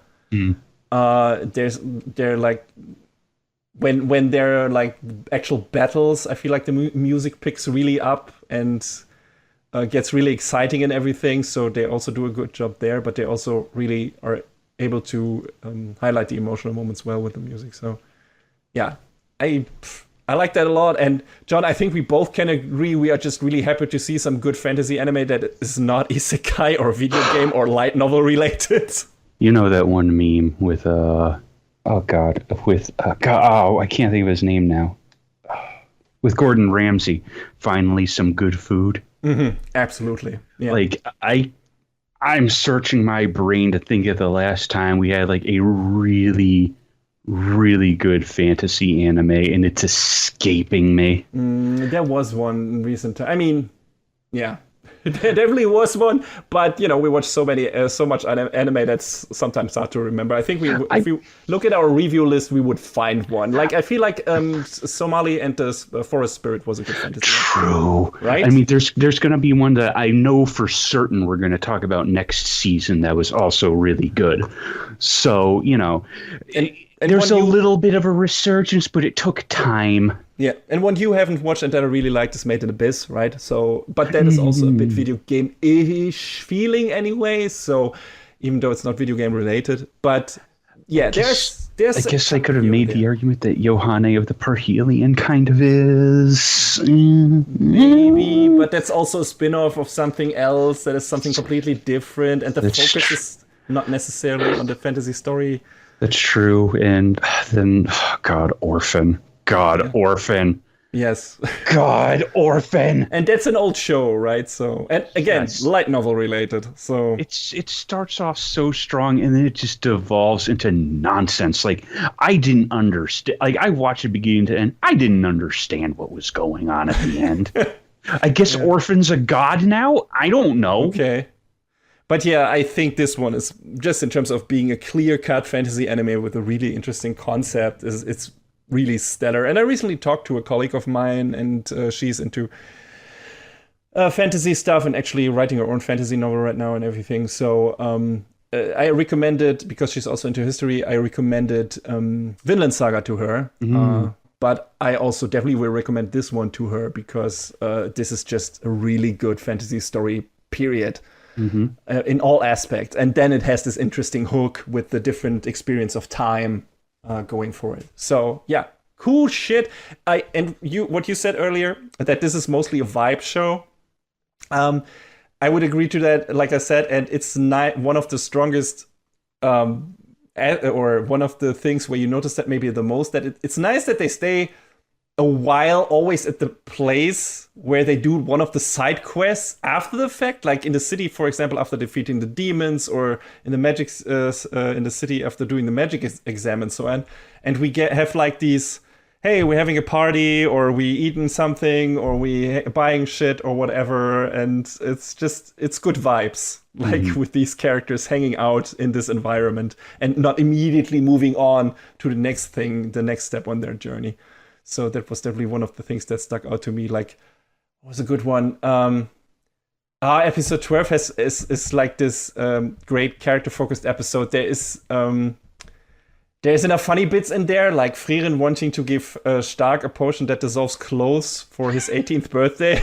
Jesus Christ. It was actually the episode, I think, where Stark sees boobs and poop in the clouds, much to Furt's chagrin. But there's also some really heartfelt stuff when Stark realizes that both his older brother Stolz and his teacher Eisen always made him ridiculously big hamburger steak for his birthdays to commend his hard work as a warrior, because that is part of the thing of society in that particular part of the land. And we get filled in on why exactly Stark ran away from his village, and see how this is still fueling his guilty conscience and so on. So it was great that we, aside from, the action stuff, the slice of lifey stuff, we also got like these great character-focused episode that really dives into the backstory of our characters. Frieren gets the most of this, I would say, but Stark also has some strong ones in the few episodes where it's the focus. Fern, of course, has that as well, though not as much, because a lot of what she experienced with Haita. So maybe we'll get more into her early childhood later on. But her character-focused episodes are mostly about her coming to an understanding with Frieren, they having this respective mother-daughter relationship that is sometimes reversed, and Frieren really making an effort trying to understand trying to understand Fern, trying to consider her feelings. There's this episode, I think, where she tries to buy a gift for her, right? Like a real considerate gift that Fern would like, which is really tough for her. And these then are the episodes that are also focused on Fern and that are really interesting. And her, of course, trying to get along with the other characters and trying to get over herself sometimes, and her strictness. But all the little stuff that doesn't really matter to the character development or the main plot or whatever, if there really is a main plot to speak of, aside from, hey, we need to get to that one place. But all this little stuff with, the running gags with Frieren being always stuck in mimics, and the funny spells the legendary spells she finds, like removing mold or tough oil stains. Yo, come on. Yes, very useful. I didn't say they're not useful. It's just interesting that they're called legendary spells. Lost to time. Yeah. And speaking of the magic, like, the further we go into the show, the more interesting the concept of magic becomes, like in how it works in this world and how it's set up, like that it's a very visual kind of things that, spells are visual constructs. They can't produce effects you can't picture in your mind. And that is really interesting. And they actually weave that into the battles and how the tide of the battles can turn because the way certain characters can imagine their spells. And if there's actually one character that is super overpowered because of the way she perceives reality, because she's a psychopath and she can literally imagine anything happen and being able to cut anything. And, that person is basically just a piece of cloth, so I can just cut its head, their head off. And yeah, it's really fun. A really fun idea to how to set up magic. And, also the small spells then being really important from a character perspective, like, Flammes and Frieren's favorite spell of creating a field of flowers is, one of the key spells in this show, and that gets brought up several times because, it's also important to Himmel for a specific reason. And, we learn more about that the further the show progresses, and why that spell is particularly important to which character and so on. So yeah, really cool. I love the world building in this and the character building. Later on, there's a character introduced that is maybe even older than Frieren. We can't be sure about that. That's Serie. And we don't know if she will become, again, more important later on. She's basically just kind of an obstacle there for a while. But it's also interesting because she's also, this all-powerful mage and basically this living grimoire and everything. And it's really funny, the spell that one of the characters gets from her because of a past test. And I bet she didn't see that coming. It's really funny. So yeah, I wonder if she will be brought back later on in the show. I generally wonder where the show is going to go in future seasons outside of, they're trying to reach heaven and maybe Frieren trying to talk to Himmel again, and what the other characters do and how that journey will actually wrap up. And I hope we will see more of that. John, do you know how many manga chapters were covered by the show so far and how much is still left? So it looks like it went up to about chapter 60. Let's find out real quick if I can figure out how many chapters of the manga there are. Thank you, fandom wikis. You sometimes come in handy. So we're currently on volume 13 as of April. Chapters not in volumes. 130 is the newest, and it was released May 8th. So we're about halfway through what's currently available. Interesting. So we'll see when we get another season. With these I hope so. I mean, I think the show was a big success. It was certainly the most talked about show in the particular season it started in, I feel like. That is not necessarily reflective of, Blu-ray sales or whatever, but I feel like a lot of people came away from that show with a very positive experience. So I would assume we will get more of this, and the manga is popular. So I think there will be more. I hope so, at least. I mean, where did it air? Crunchyroll? Yeah, in the States it was mainly on Crunchyroll, but depending on where you live in this world of ours, you can find it. It's on a ton of services. I'm just looking on Live Chart right now, and I'm not going to run down all of them, but you'll be able to find it. Yes, you should, because this is one of the best fantasy series, one of the best anime series in recent times. So definitely check that out. But before we move over to other topics, John. Oh, you warned me about this. Since a lot of the names in the show kind of adhere to the Kojima school of naming, as that they are really funny on the nose if you speak that particular language, in this case German, I thought I'd come up with a little quiz for you. Would you be willing to participate? I will try. Okay. I told you previously, I was looking up names as I was going along because I was curious, and I did not retain all of them. So okay, then it's a bit of a cheat, but also I didn't warn you in advance or tell you to not look it up. So it's okay if you still remember them, and we'll just see. So here are the conditions. From the German character name, without looking it up, I want you to guess the English translation. And since I don't want to make it too hard for you, here are some qualifiers.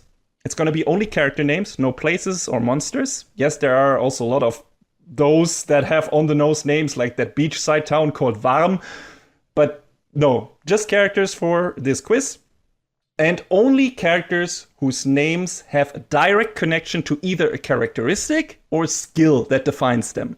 Okay, all right. So random seeming names that I couldn't make immediate sense of in context of who the characters are or what they do are out. So no Linie, no Kanne, and no Land, and some of the other weird ones. So yeah, got it? Mm-hmm. Okay then, let's play a round of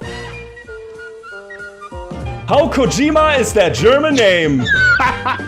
Please welcome our only Please welcome our only contestant, John. Of course, the audience is welcome to guess along with the contestant. I have a list of 60 names here. Each of them will award you 1 point. Oh, Jesus. Okay, we of course start with our main character, our main girl, Frieren. So what do you think is the English translation for her name? Isn't it like freezing, frozen, cold, along those lines? Freezing would be correct, yes. Very good. The next one, her most important party member, Himmel. Wasn't it? Was it? Shoot, and like I said, I know I looked a lot of these up. Wasn't that like soldier or warrior? Think of where they're going on their second journey. Oh, right, heaven. Mm-hmm. Well, Himmel could be either sky or heaven, but I think in this context, heaven makes more sense. So yes, I will let that pass. You know what? I was getting confused because there was some shoot 'em up game. I can't remember what it was called, but I think it was like had this German subtitle called like Himmelsstürmer, and I was like, sure, all right. Okay, so next one, the corrupt priest Heiter. Think of what kind of character he is. He laughs a lot. Joyful, joyous, joyous, jolly. Yes, okay. Exactly. Then we have Eisen. This one I know for sure, thanks to Super Robot Wars, and it's like iron, steel, that sort of thing. Yes, exactly. Because one of the mechs in Super Robot Wars is Alta Eisen, scrap metal. Exactly. They just call it scrap metal. I know. German names are funny. All right, well done so far. Okay, the next one. The second girl in the new party, Fern. It's like remote or distant. Yes, well done. Which kind of describes her character as well, and you know. Yeah. She's emotionally distant, just like Frieren sometimes, but in a different way. Okay. I was looking up, the first definition was remote, and I was like, no, distant. I guess in the most literal sense, yeah. But no, distant feels more like it makes sense. Stark. I think that one was strength. Strength, strong. Just strong in this case. Which is funny because it's kind of ironic considering, you know, his actual character, you know, is more cowardly, but, you know, his physical strength, yes. Physically strength, yeah. Okay, next one. This is one of the most difficult ones, I would say, but maybe you'll get it. It's the first demon we meet, Qual. And it's not necessarily super related to anything he does directly, but it's a very demonish name. It's very close to what you would name a demon, maybe in English. Like something that would describe a lot of demons, maybe. Oh, this one I didn't like. Or that something they do to other people, that they cause. Pain? Yeah, very pain adjacent. It would be agony. Oh, okay. Yeah, for some reason I didn't click on that one being German, but I guess it sort of made sense. All the names in the show are German. Aside the spell names, I don't know if they're a different language or made up, but yeah, the towns, the monsters, the characters, all of them are German names. It's ridiculous. I feel like the spell names are probably made up. Yeah, so Trag sounds very made up. It doesn't sound Latin or anything.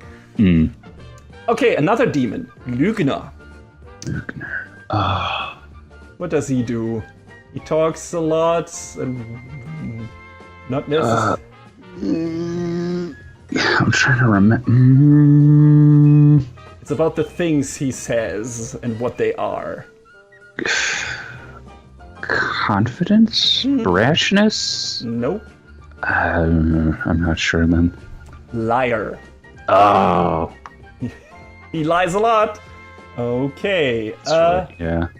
One of his subordinates, Draht. Also, maybe a tough one, but think of how he fights. What does he do to, or what does he try to do to Frieren? And how does he try to do it? What does he do to the guard? I'm trying to remember specifically. He cuts off their head. With what? Doesn't... Can take a wild guess, otherwise I'm gonna resolve it. Go for it, I'm not sure. Wire. Wire. Yes, he cuts off the head of the guards with a wire, and he tries to do the same for Frieren. I couldn't remember that specifically. I mean, to be fair, this could also have meant overconfident dipshit, and it would have applied just the same, but, you know. Draht is wire, so there you go. Alright, next one. Very adjacent to Stark, Kraft. Kraft. So bad guy in Mega Man 04, I think. Yeah. For some reason he was there. That's a different discussion. Wise? And what's another word for, you know, what? Actually, just the same word, just a bit differently than what Stark is. It's not an adjective. It's a noun. So not strength, but might?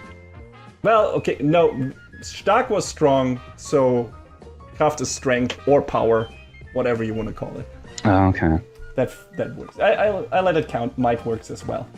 Then Stark's brother, Stolz. That would mostly relate to the feelings of their father towards Stolz and of Stark's feelings towards Stolz. That describes pretty much what this would translate to. Loyalty? Well, maybe I misled you.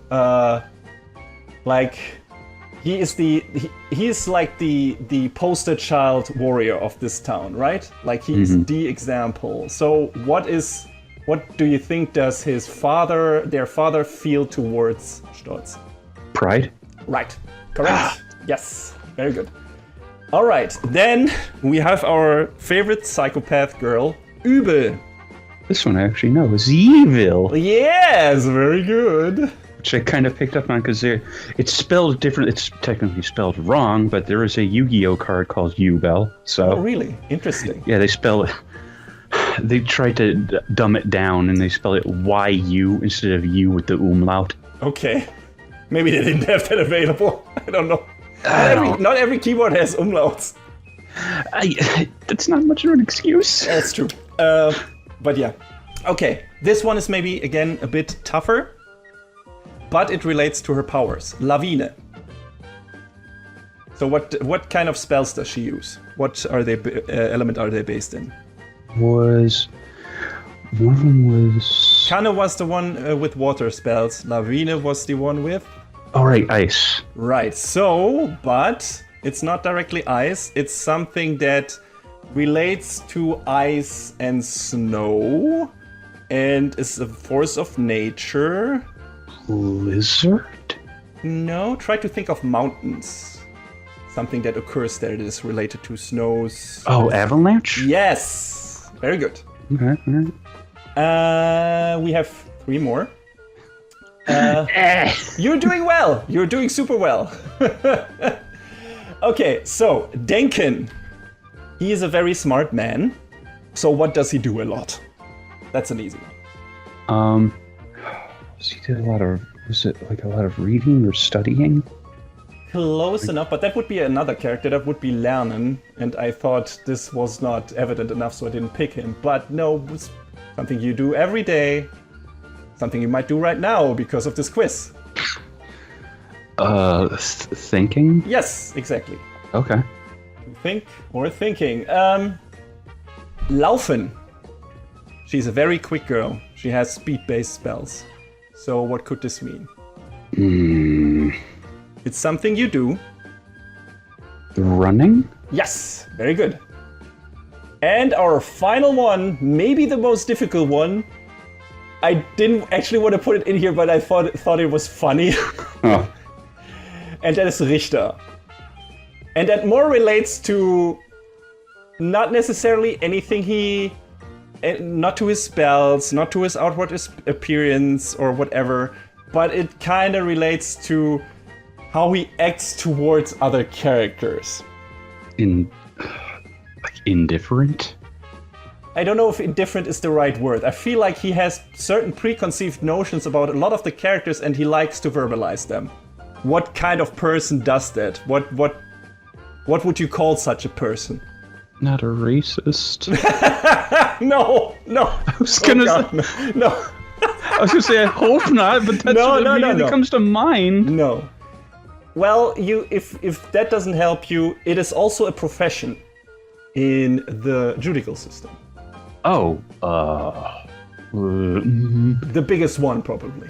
Judge? Yes, and he's very judgy towards other people. So, that's true. So it fits. It doesn't necessarily fit because of his power set or, is the way he appears and whatever, or his job, but because, he's a shop owner, but he's definitely a judgy character. So, John, you got 15 out of 16 points with a little bit of help, but I feel like congratulations, your German skills are almost up to par with that of a certifiable video game creating madman. So, congratulations, I hope you're happy with that, and thanks for playing, this was fun. Yay, I done did the thing. All right, we'll see. Hey, maybe if there's a second season, we get a boatload of new German names, so we might have to do this again. Oh, no. So next time, if there's another season, don't look the names up this time around. Oh, fine. All right, and I think with this little bit of nonsense, we're almost done. We didn't talk about the ending of the show, which is kind of meta.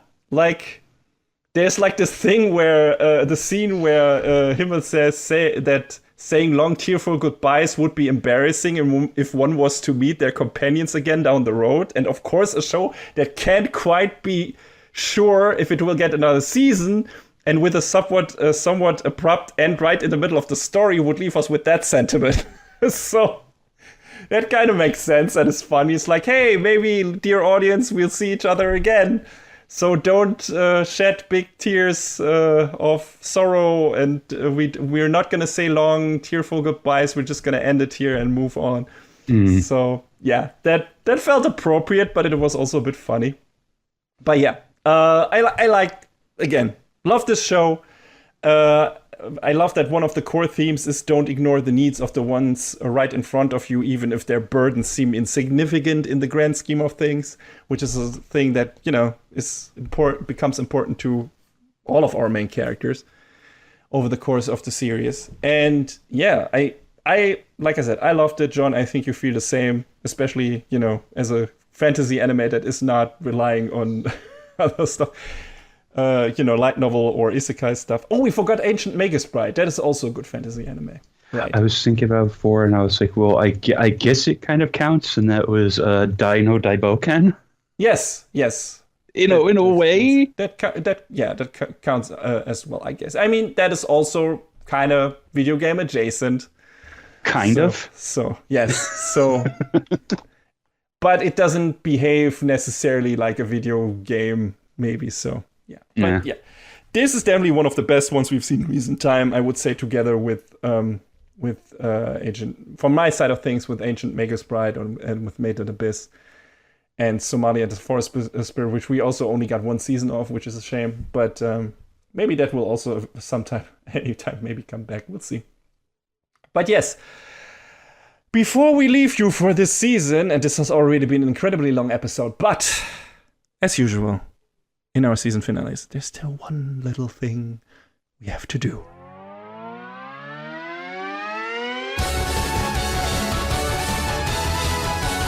Best of the season!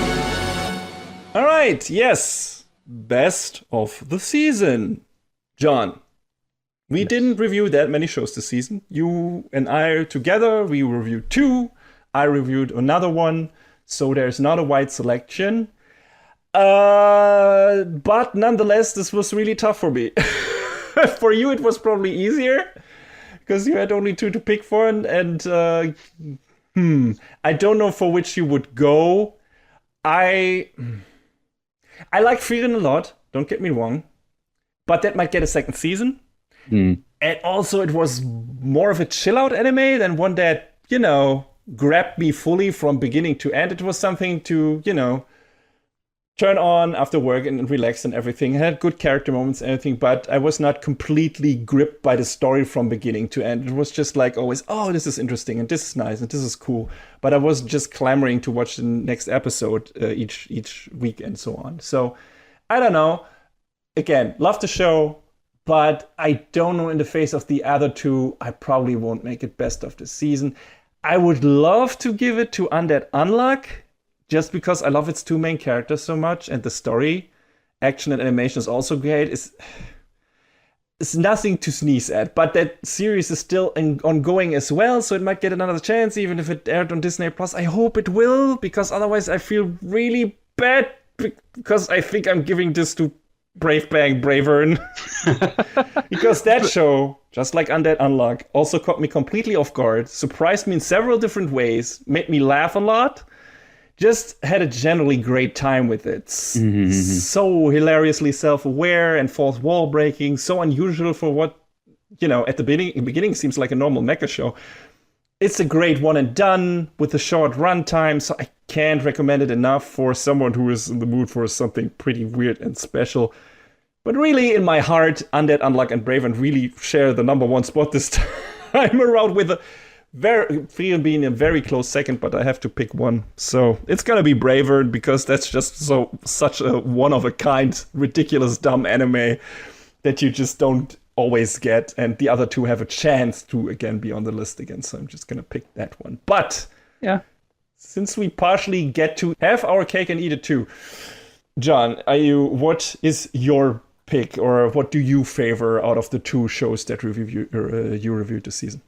Bravern is great, and I really, really enjoyed it a lot for all of its stupid goofiness and the action and whatnot. But, Frieren, it was at the end of the week. It was just such a vibe show. It was just like, I could just sit down and watch this and have a great time getting to know these characters and explore this world with them. And so I really think that I would give it to Frieren. But, again, like I said, that is not discounting Bravern, because that show is crazy. Yes. In all of the best ways. Absolutely. And I don't think we'll get another one of that. I would be really surprised. I mean, I think the Blu-rays were selling really well, so... Yes, they were. It outsold a lot maybe of something shit. could happen, but, I don't think there's anything definitive.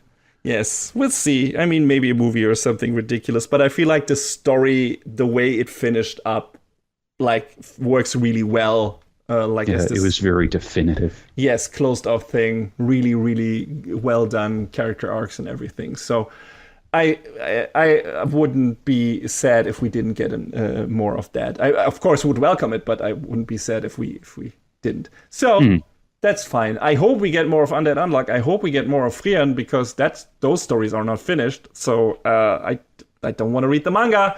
I want to see this animated, because both these shows had also really great animation. Frieren, of course, being a bit better in that department, because that quality level was just ridiculous. So I hope the next season, if we get it, looks just as good. And with that, we're at the end of the season.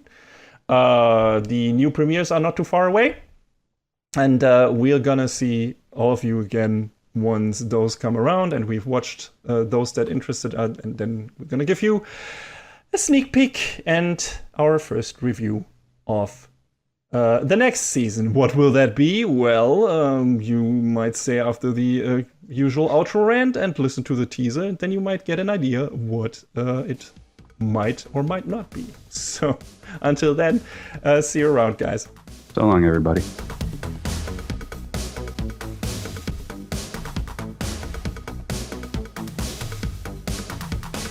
And that is a wrap on the 157th episode of Anime Brain Freeze. All the music in this podcast is from the Double Dragon Neon soundtrack by the amazing Jake Kaufman. Please go to virt.bandcamp.com and check out his awesome work. Find us where all the podcasts live, but also check out animebrainfreeze.com for our review index and more. Please leave us a review and rating on Apple Podcasts, Spotify, or your podcast app of choice if you can. Follow us on the socials or send an email to animebrainfreeze@gmail.com. We would love to read your feedback. Thanks for tuning in. We hope you had a good time, and please join us again on our next episode. Macht's gut. Take care, everybody. Next time on Anime Brain Freeze. The training begins in earnest for the final encounter. And sadly, the yellow one has returned. Ugh.